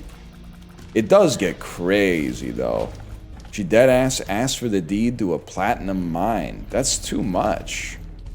Also, like, I mean, if you're gonna extract profit out of it, you gotta be very evil, I think. That shit is probably not up to Western labor standards. That's fucked up. You could have just asked for the money and then your hands would be like a little clean at least. But she's like, nah, I want my fingers in the damn dough. Half the Christmas songs are about wanting Santa. Bro, she doesn't want Santa in Santa Baby. She's literally like a femme fatale seducing Santa for monetary gain. Which is like, you know, she's kind of going Blue Cantrell mode. She's hidden Santa up style. You know, spend it to the last time for all the hard times. It is crazy that Santa has those deeds. That's a good point. I never really... Well, I guess that's how we can afford to pay all the elves. I hope. There's a reason he operates in the North Pole. Free from the watchful eye of George Clooney's spy satellites. I hear ya. And the IRS. Don't even get me started on this shit again. You're gonna get me crashing out on the pictures that show Santa flying west to east. Not again. It fundamentally doesn't make any sense. Like, it's going to make his job so much harder. Some might even say impossible. What was Santa doing during the Berlin concert? Conference. Sorry, I can't read. He was busy. Santa was at Yalta, though. Santa was at Yalta. He said some shit like, and the North Pole will get 350 tons of snow from the Axis powers after they resign. We've been... Yes, no, he was, Santa was part of the Allies. He was giving snow to keep the food cold for the logistics. We've almost run out of snow. We've used 3 billion tons of snow to chill the food that's keeping the Allied soldiers fighting. It's so fucking stupid. But it's so fucking funny, man. I don't know why it's so funny. It's insane, man. I would love to know what Santa was up for on Christmas. I'm just gonna say it. I think that even during World War II, Santa should have, I know it's like enemy airspace, he should have been still delivering presents to the boys and girls, the children of the Axis powers. Because the sins of the father do not pass to the child. Now it gets a little, everybody probably agrees that the babies should be getting the presents. Now the kids that were in the Hitler Youth, it gets a little bit more complicated, but most of them were kind of like, they can't make their own decisions at that age, and the system was pushing them towards it, okay? They get a present of coal. Fucking Santa kind of gagged them a little bit. Jojo Rabbit realizing that he's on the bad team. What the fuck? We all fucking got coal? Oh shit! Motherfucker! Na mein Scheiß auf, mein Chunk is leaving, bro! Okay, so it took us a few minutes, but we got to the bit. The bit is German child realizing that he's on the wrong side of World War II after Santa gives him and all his friends lumps of coal for Christmas. That's actually a pretty good bit right there. A bit in 50 minutes is good. Lots of streams go by, even my own, with no bits. Just fucking, that's why I was like, I wouldn't say I was crashing out, but Dan had HVAC guys over to fix like some ventilation in his house or something. So instead of talking about the stuff he normally talks about, he was just playing Zelda. And I was like, am I crazy to think that it'd be way weirder to be in like a grown man's house and he's playing Zelda and going like, I'm gonna use a bomb on this crack in the wall? Like I feel like I would be over going like, who's watching this? Dan's a psycho for saying Zelda 2 is the best Zelda? Well, I think the interesting thing, and I say this also knowing that Dan will probably react to this clip. So then at the end of this clip, he's gonna have to go, Ryan Gary's a very smart guy. You know, Ryan Gary, he gets it. You might not think that he gets it, but he gets it. Dan is, I would say, if not the inventor, at least the popularizer of baiting, but also baiting with your real opinion.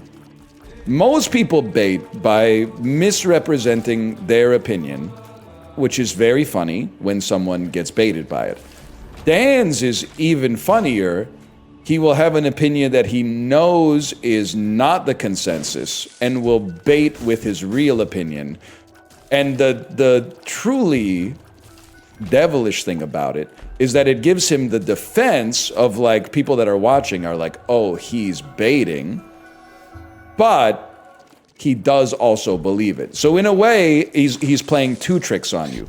The first trick is he's saying something deliberately to rankle you, but the second trick is that he does also believe it. That's me. I feel like I'm Steve Nash on an NBA broadcast right now, like breaking down how you do a play in the paint. Dota tonight? I've been thinking about it, man. I've been thinking about it. What even is Dota? It's self-explanatory. Most of the game is just defending the ancients. You just kind of Dota around the map, yeah. And he Dotas away, Dota, until the very next gank, dunk, dunk, dunk, dunk, dunk, dunk.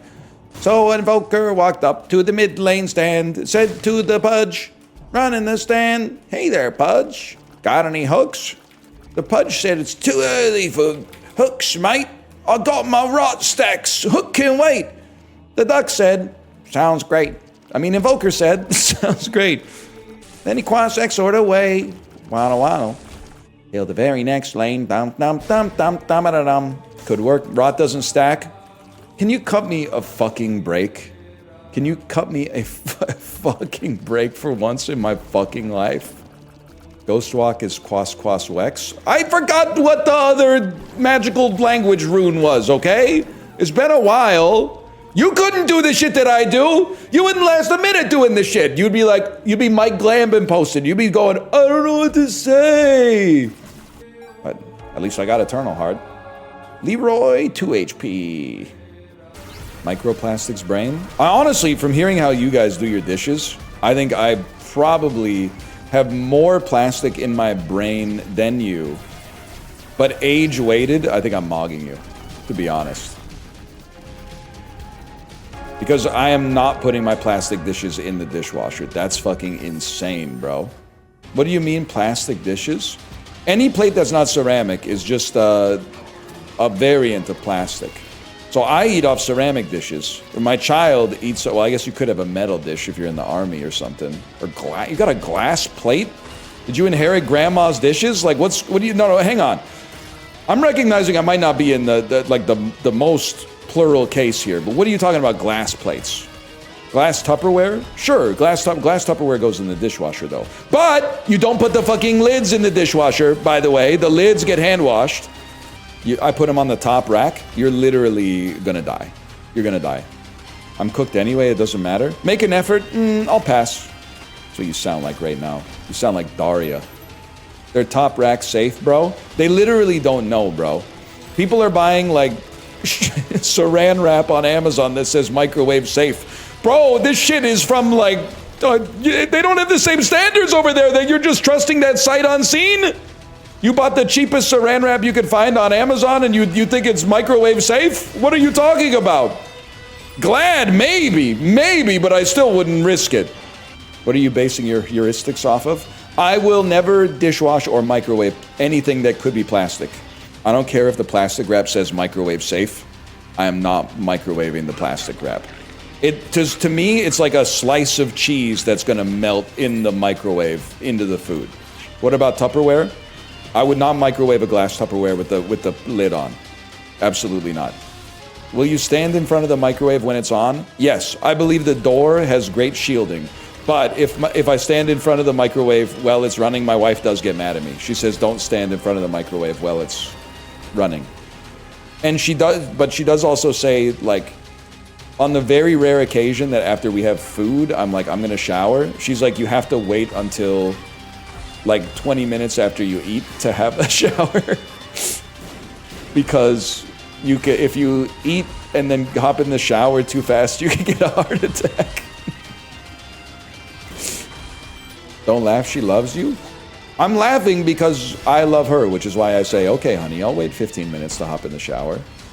What's her logic?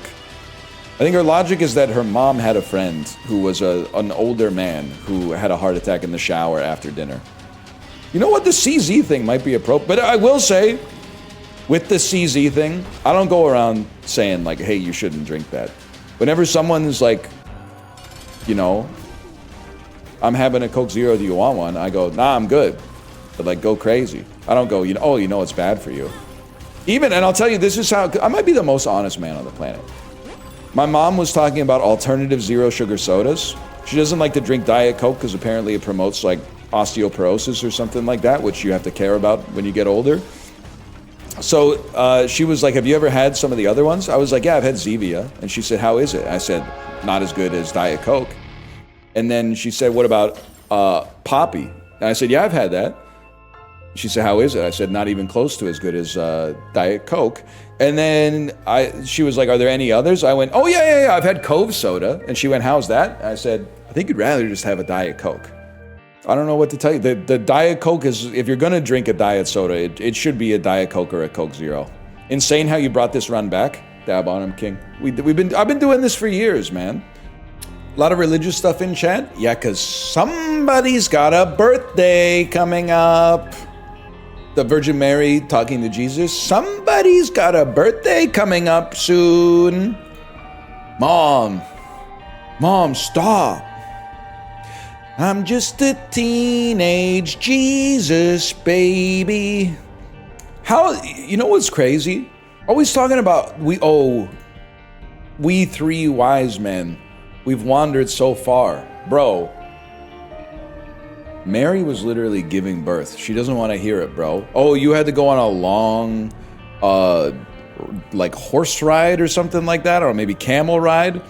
I was literally in labor with the Messiah. Sorry, I don't really have an appetite to hear your complaints right now. Hey, Pope John Paul III, thanks for the gifted subscriptions. Thank you. They arrived a year after the birth? Really? The song makes it seem like they showed up like right at the moment he popped out.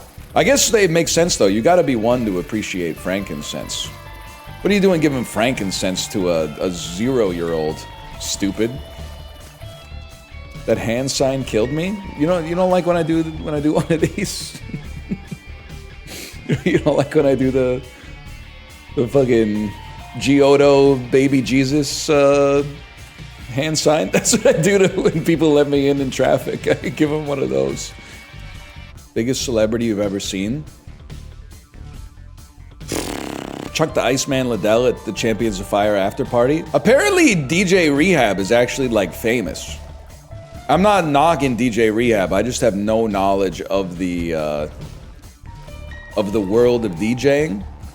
But he was like the guest for Champions of Fire 1, and apparently he's like a real DJ. Like he's popular and plays places. He did a set at my AA meeting last week. See, DJ... Oh, God, that's a joke about being IC because his name is Rehab. I get it. All right. Took me a second there. But I saw like 5 comments about how he's huge in the sober community, and I went, really? That's remarkable. I would have thought that they would have maybe just listened to the same DJs that everybody else did. Is this an Isaac only sort of day? Honest answer, yes. Even more honest answer, what's wrong with you? This is what it's all about, man. This is what it's not all about Isaac. It's all about talking, figuring shit out, chopping it up. Discovering what makes us different is actually the shit that makes us the motherfucking same, man. Wondering why the people at stop signs keep moving their wheels as if that's going to make me get through the intersection any faster, when obviously it actually makes me get through the intersection even slower because I have to make sure that they're not going to hit me with their car when I drive through the intersection. Also, not to make this all about driving, you guys know, I don't know if you guys know this.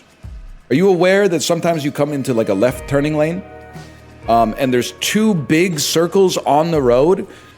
It's kind of like a minigame, like a societal minigame, where your job is to stop your car on the 2 circles, which sends an electrical impulse to the traffic light to change the light so that you can actually fucking drive. Instead, the first person at the light creeps out over the stop line, putting no pressure on the pressure plates to get the protected left turn signal. Pissing me the fuck off. And then everyone looks at me like I'm an idiot because they're 7 car lengths ahead, halfway out in the intersection, and I'm 7 car lengths back on the second in line pressure plates. It's actually a magnetic sensor. Okay, the point is, they don't fucking know. They're not like us.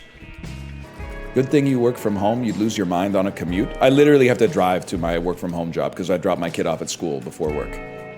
So I commute. So I'm literally suffering as much as you, if not more, because I'm experiencing it. Ghibli, we need to get... Apollo literally crashed out of my chat because I guess I just don't like it when people lie.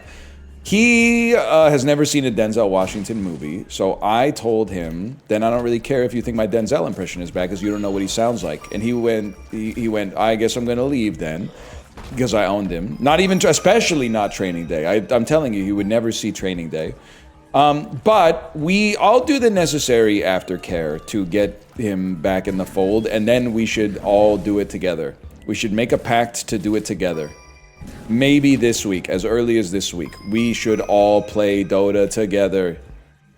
We should get as many people as we can get, all agree to do it at the same time, and play Dota. Could actually be like a huge move, man. I know you're gonna say some shit too. You're gonna say like, oh, nobody's gonna watch it. Yeah, I know. But what if they do? What if they do though? You could get me on TFT. I'm 28, not 40. Nah, it's gotta be Dota, I'm afraid. I don't know why. I've got a reason to believe we both will be received in Dota, man. My traveling companion's 28 years old. Dota's the new hotness, man. Your Paul Simon posting? Fuck it, bro. Let's go to Mordor. Ricky already did it. Ricky did a walk from the Shire to Mordor yesterday. Honestly, though, I'm being 100% real with you. Number 1 male bonding activity you can do, long-ass walk. I'm talking like a stupid long walk with your friends. I did it in college once. We did the thing where we shotgunned the beer at every single security light. There were like 70 beers. That shit was an odyssey. It took like 10 or 11 hours. It was a long time. The group looked different at the end of it than it did at the start of it. We lost like, we started with maybe, I don't know, 9 people. We ended with 3 people. But there's an unshakable bond there between the 3 of us. We're in a fucking Tontine together. Like honestly, Chiblee, I would fucking walk across, Canada's really big. I would like walk across Italy with you. Absolutely. From the southern, from Napoli up to Milan or something like that. Absolutely. I walk across Italy with you. Stop describing The Long Walk. I mean, The Long Walk is only a horror movie because they like murder almost everybody in the in the book, right? If it was just like a bunch of lads going out for a nice long walk together, that shit would be like a Nicholas Sparks novel. I honestly think like almost any problem that you have with someone, you could probably solve with like an 18-hour walk. And you're gonna say some ignorant shit 100%. You're gonna be like, that's a long walk. Yeah, bro, that's the point. You got some shit to work out. Because the thing is, it needs to be long enough for you to realize that the beef is not that important. First couple hours, you're literally just gonna be walking. You're gonna be coping. You're gonna be saying some shit like, they're not gonna make us walk for 18 hours, right? It's only once you've settled on the fact that they're actually gonna make you do this, that you can't help but be bonded with the person by the end of the walk, man. It's like that Gus Van Sant movie, Jerry. Have you ever seen it? 2 guys get lost in the desert. They start as best friends, and by the end, they're closer than they had ever been before. Because one of the guys, well, no, I guess he just killed, for some reason I thought he ate him, but he just kills him, I think. I think he just kills him. I'm coming down off mushrooms and you talking about Dota is the most fucked up thing I've experienced today. You're so lucky I'm actually nice, because I feel like I'm not one of those people who's like, whoa, like, how many fingers am I holding up? But like, if that's throwing you for a loop, I could ruin your life right now. You put a staggering amount of trust in me or walked into this situation with a startling degree of naivete. You put your life in my hands, and I don't even know who you are. So you got lucky this time, but fucking be careful next time you do that shit, because someone could ruin your life. Someone could ruin your brain forever. We are gonna keep you safe here. You're very lucky. Look, Chad would ruin your life just for sport. You're literally fine. You're okay. It's not gonna last forever. Have a drink of water. If shit gets too real, just go lay down on the couch or something. You'll be okay. Don't read everything that they're writing in chat, because they're not telling the truth. I know it seems like they're telling the truth and it's overwhelming, and there's like, these people are not real. It seems like they're surrounding you right now, but their presence is not corporeal, it's only digital. You're literally gonna be fine. Don't listen to them.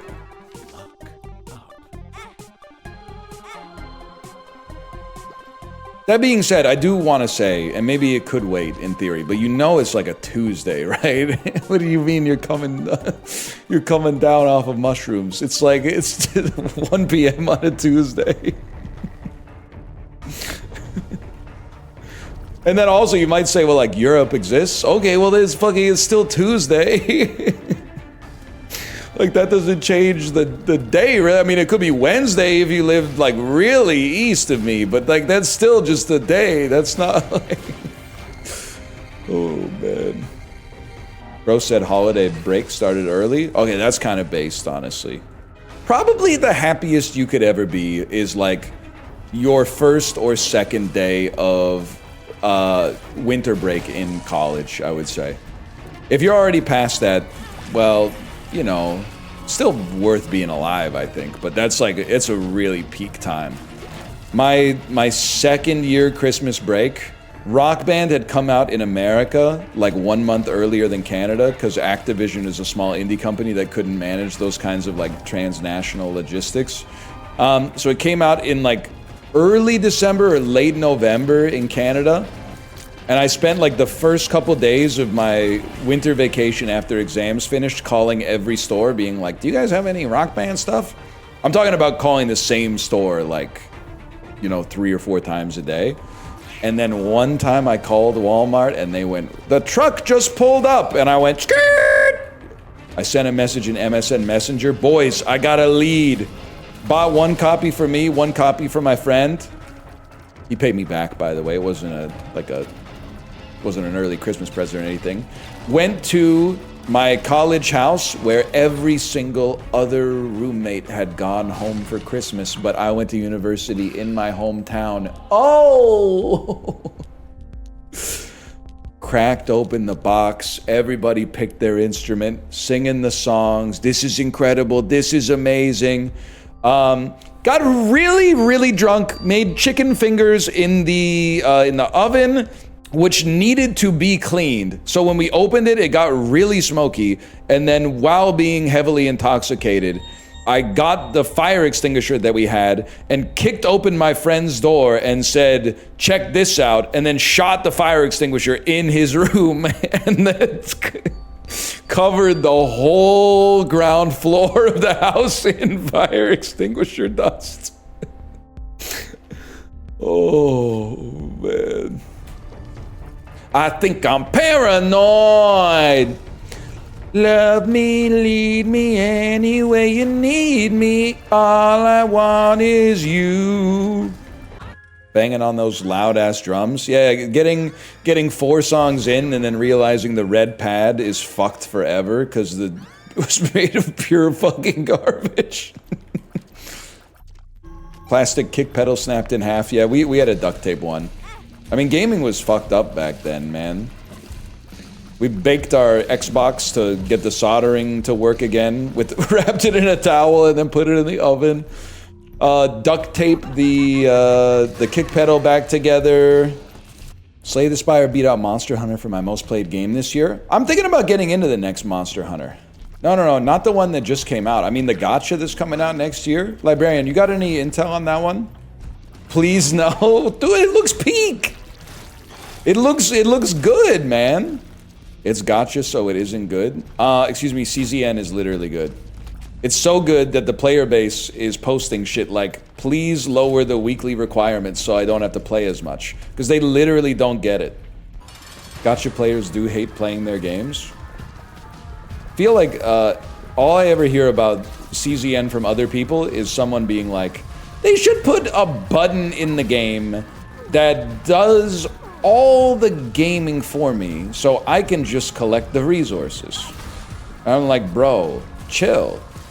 You're literally posting this when you should be trying to farm a deck with 3 shadow reloads on Tressa that all have the same epiphany to generate a shadow dagger when you're healed. Like, do you even care about the Great Rift? Do you even care about your Season 1 rankings for the Great Rift, bro? No, I have the negative! I was 28th top listener of Steely Dan globally this year. That's actually such a fucking flex, man.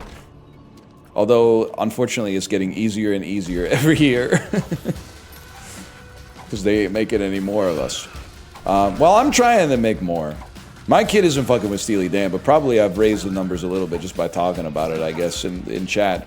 That being said, are we talking on Spotify? Because if this shit's on Amazon Music, like, you're gonna lose a little bit of aura as an Amazon Music listener. I had to take a screenshot today. If you don't use Amazon Music, when you're listening to songs, it'll try to serve you metadata about the song. But sometimes it just runs out of metadata and serves you some shit that, in my opinion, they should not be serving you. So let me pull up the picture here. Yeah, the X-ray. Thank you. It's the X-ray. Today, I took a picture. It says, Steely Dan grew up in South Brunswick, New Jersey. He hated it there. In his time, it was all soybean and potato fields, and there was nothing to do. Now it's very developed, and there's still nothing to do. Hey, Amazon, why don't you leave the jokes to a fucking human being? I didn't ask for, like, Steely Dan comedy while I'm listening to Bad Sneakers. Like, that's not straight from the horse's mouth. You just made that shit up. There's also another one that is like, Steely Dan, unlike a lot of other bands, writes their lyrics and the music at the same time. And I'm like, first off, no they fucking don't, because one of them's fucking dead! Do not use the present tense for that. Also, can I get a fucking source on that factoid? Steam, review your year on Steam. Okay, here we are. I played 39 more games than last year. Top 3 games. Trick Shot Simulator, 7% of playtime. Uma Musume Pretty Derby, 7% of playtime. The Binding of Isaac Rebirth, 5% of playtime. How you compare? You unlocked 658 achievements, Steam median 11. You fucking suck at games. You played 119 games, Steam median 4. That's pathetic. Oh, I know this is fucked up. 79% of my gameplay was new releases, whereas the average person on Steam plays one game that released in 2010. Let me see what else we got here. Most common genres: roguelike, deck builder, party game, gambling, mahjong. Unlocked 100% of achievements in that. Let me see my game. Blueprints, 4% of playtime. Puck, 3% of playtime, literally all in January. My peak gaming month was July, when I played Uma Musume. 13% of your playtime was with a controller. You played a lot of the Clover Pit demo. Your long blah, blah, blah, blah, blah, blah. Explore the games you played this year. Chibli, I don't see you in there. Oh, I do see you in there. Let's see what Chibli was playing this year. 209 games played, my goat. One more than last year. Kind of slacking on the achievements, though. Marvel Rivals, Arc Raiders, and Eidolon. Chibli, it's not your fault. It just turns out that a recap like this is like more interesting when it's about you. When it's about like somebody else, I just realize like I just don't really care. Not in a negative way, but like, oh, you played fucking 2% of your playtime was in No Players Online in November? Okay. Who cares? Who cares? It's not your fault. You gotta cut this guy off? I literally told no lies, just for the record. Do a game of Dota 2, you won't? I should fucking install it. 1 second, /marker. We got one more in us. Should we fucking do it? Should we get a Dota stack going? Justin, Paulo, Chibli, Josh.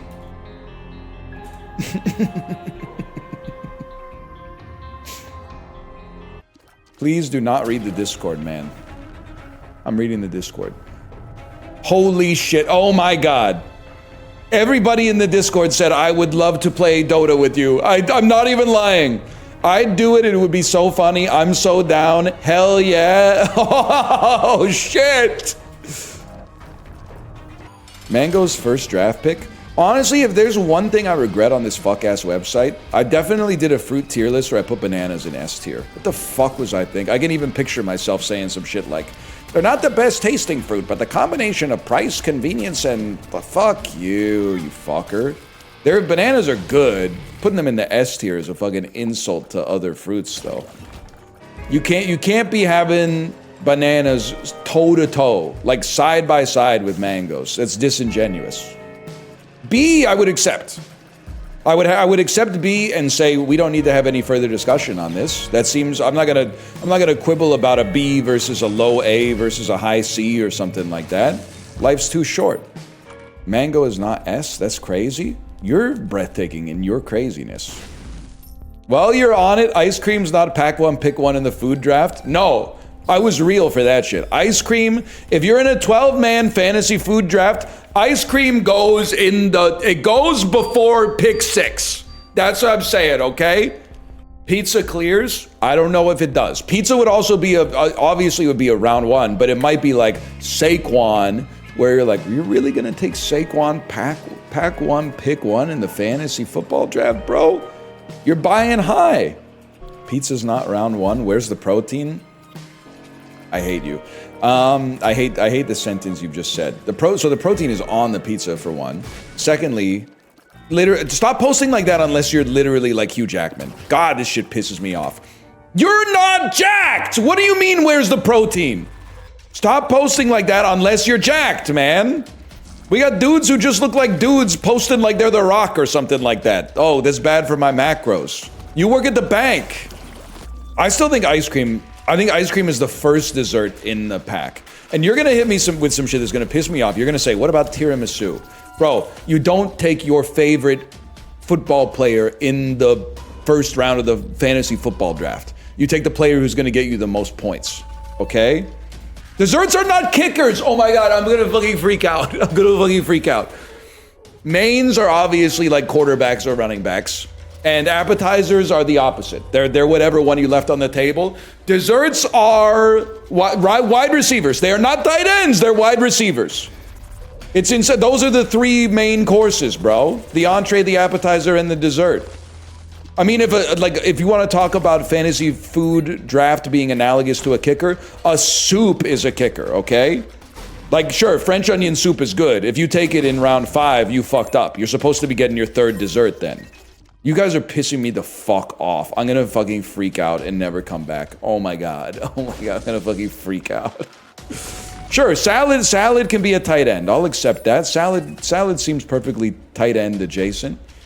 Salad ain't making my list. I mean, bro, when you get down to round 11 and you're like, oh, well, I'm auto drafting. I mean, you're taking Cobb. If Cobb's the best food available, you're taking Cobb. And literally, you have to draft a salad because there's a salad position on the roster and a flex spot. Sprouts undrafted, 100%. I thought we kind of left Sprouts behind in like 2011. Not bean sprouts, but like the fucked up little like grass they would put in your vegetarian wrap. Can't believe he's getting first time chatters with these takes, bro. These are completely normal food takes. It might surprise you. Every time I go out to eat, the server doesn't go, "That's the craziest order I've ever heard." They go, "Thank you for ordering some shit on the menu with no substitutions. We'll be right back with your San Pellegrino." Where does pho go?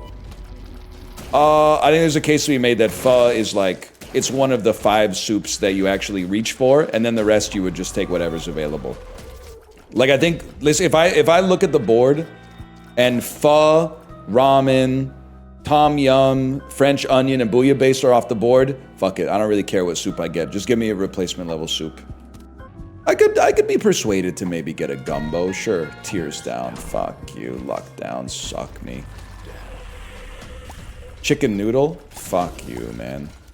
Okay, sorry, I'm actually getting heated. Tricked myself into getting heated, and then I got heated. I like a minestrone. Literally, minestrone unplayable unless Mulligatawny is injured. Like I'm sorry, you don't know meatball. You don't know meatball. You can't play it. What are you giving up? I guess is what I'm trying. What are you giving up to play Olive Garden minestrone? Fuck you, man. Oh, I got another one. Oh! Now we're talking. Now we're fucking talking. Anyway, long story short, I think ice cream's coming off the...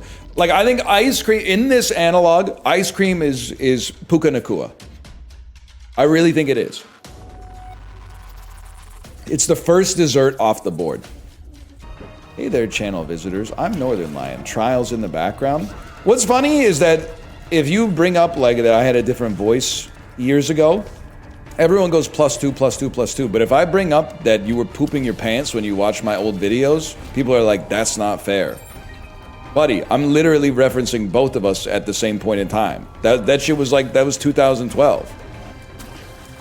Still am. Oh, that's how you parry that. Still am. Why so specific? Specificity, Joker? Why, see, my father was an engineer. He would pull out his slide rule and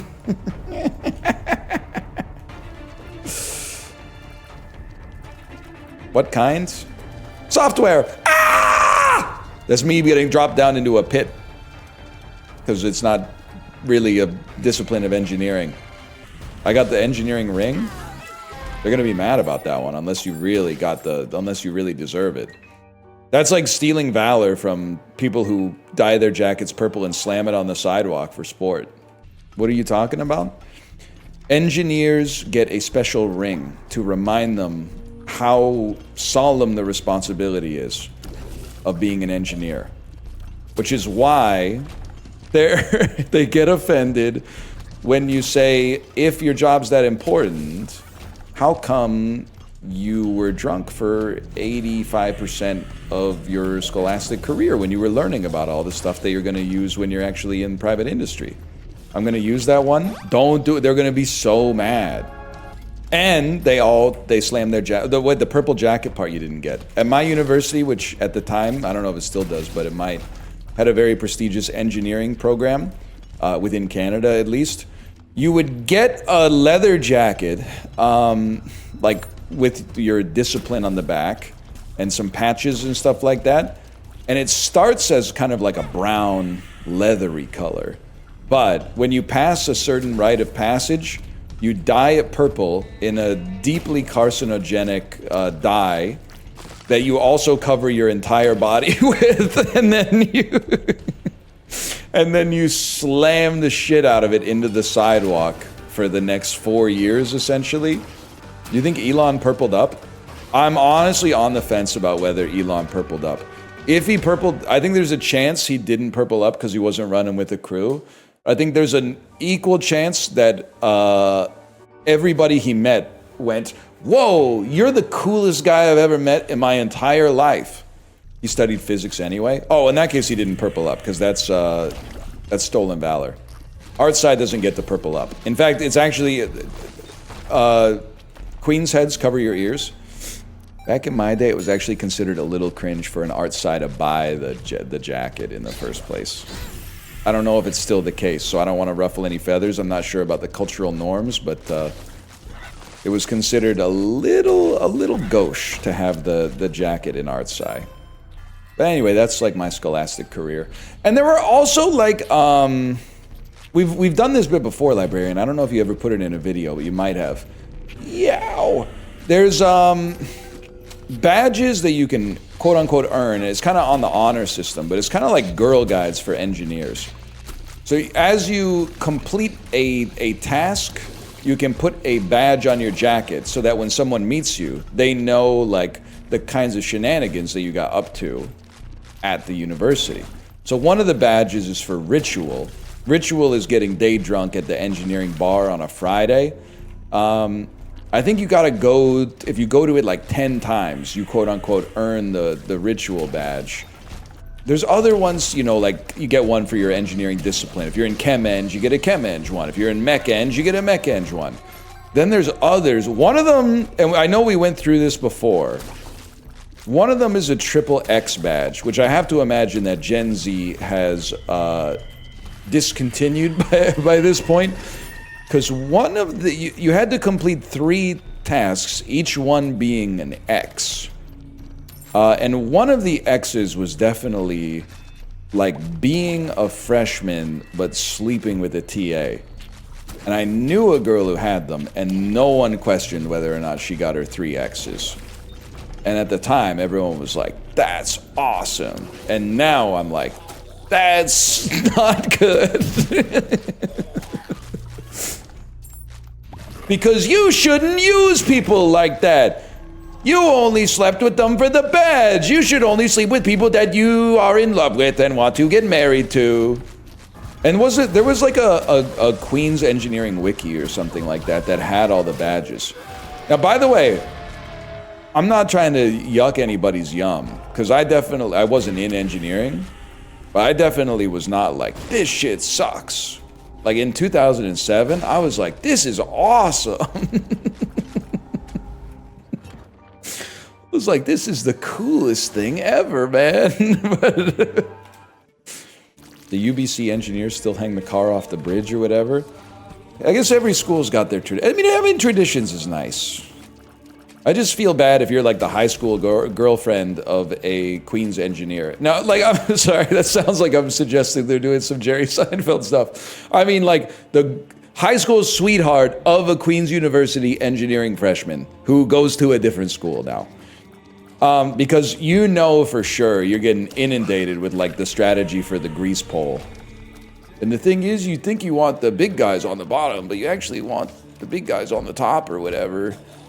My entire in-laws family are Queen's Engineering grads. Good to know they were all fucking around.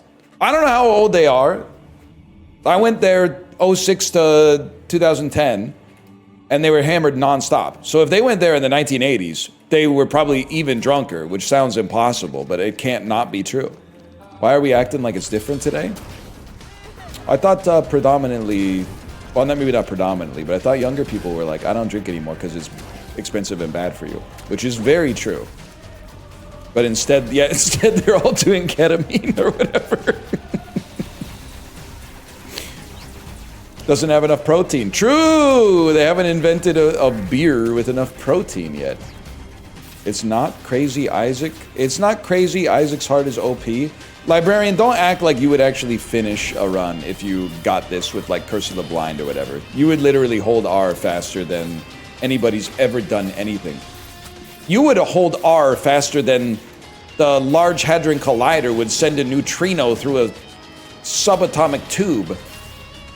I'm working on my Sheldon type burns. I'm working on my Big Bang Theory type burns. Youch! You literally can't dodge it. Okay, that's cool. You literally can't dodge it, bro! Yo!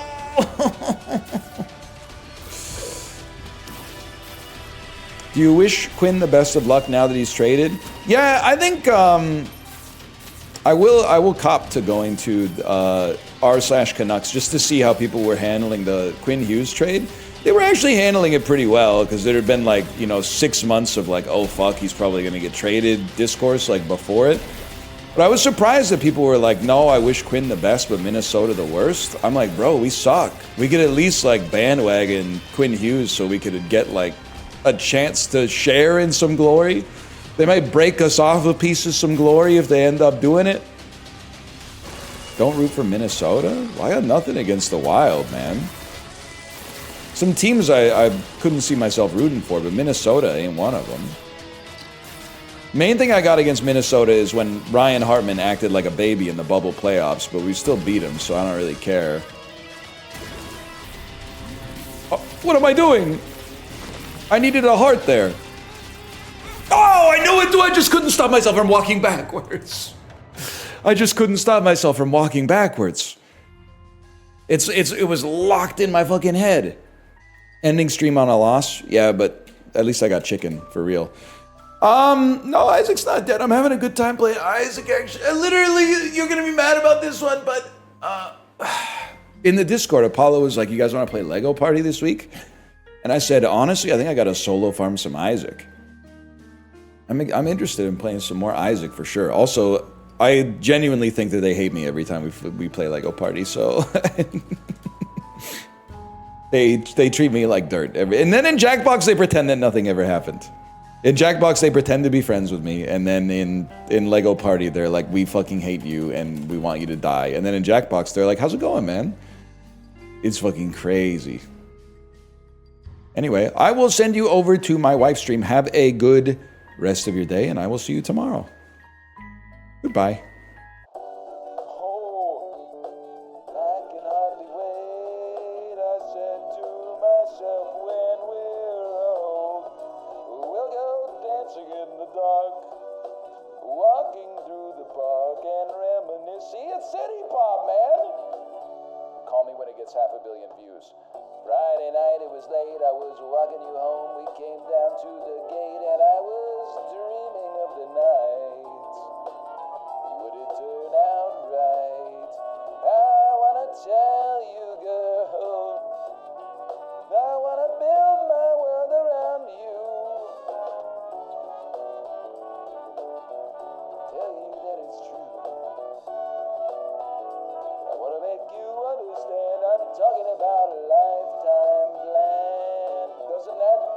Sounds, if you put that shit in Japanese, people would be like, this is the new plastic love.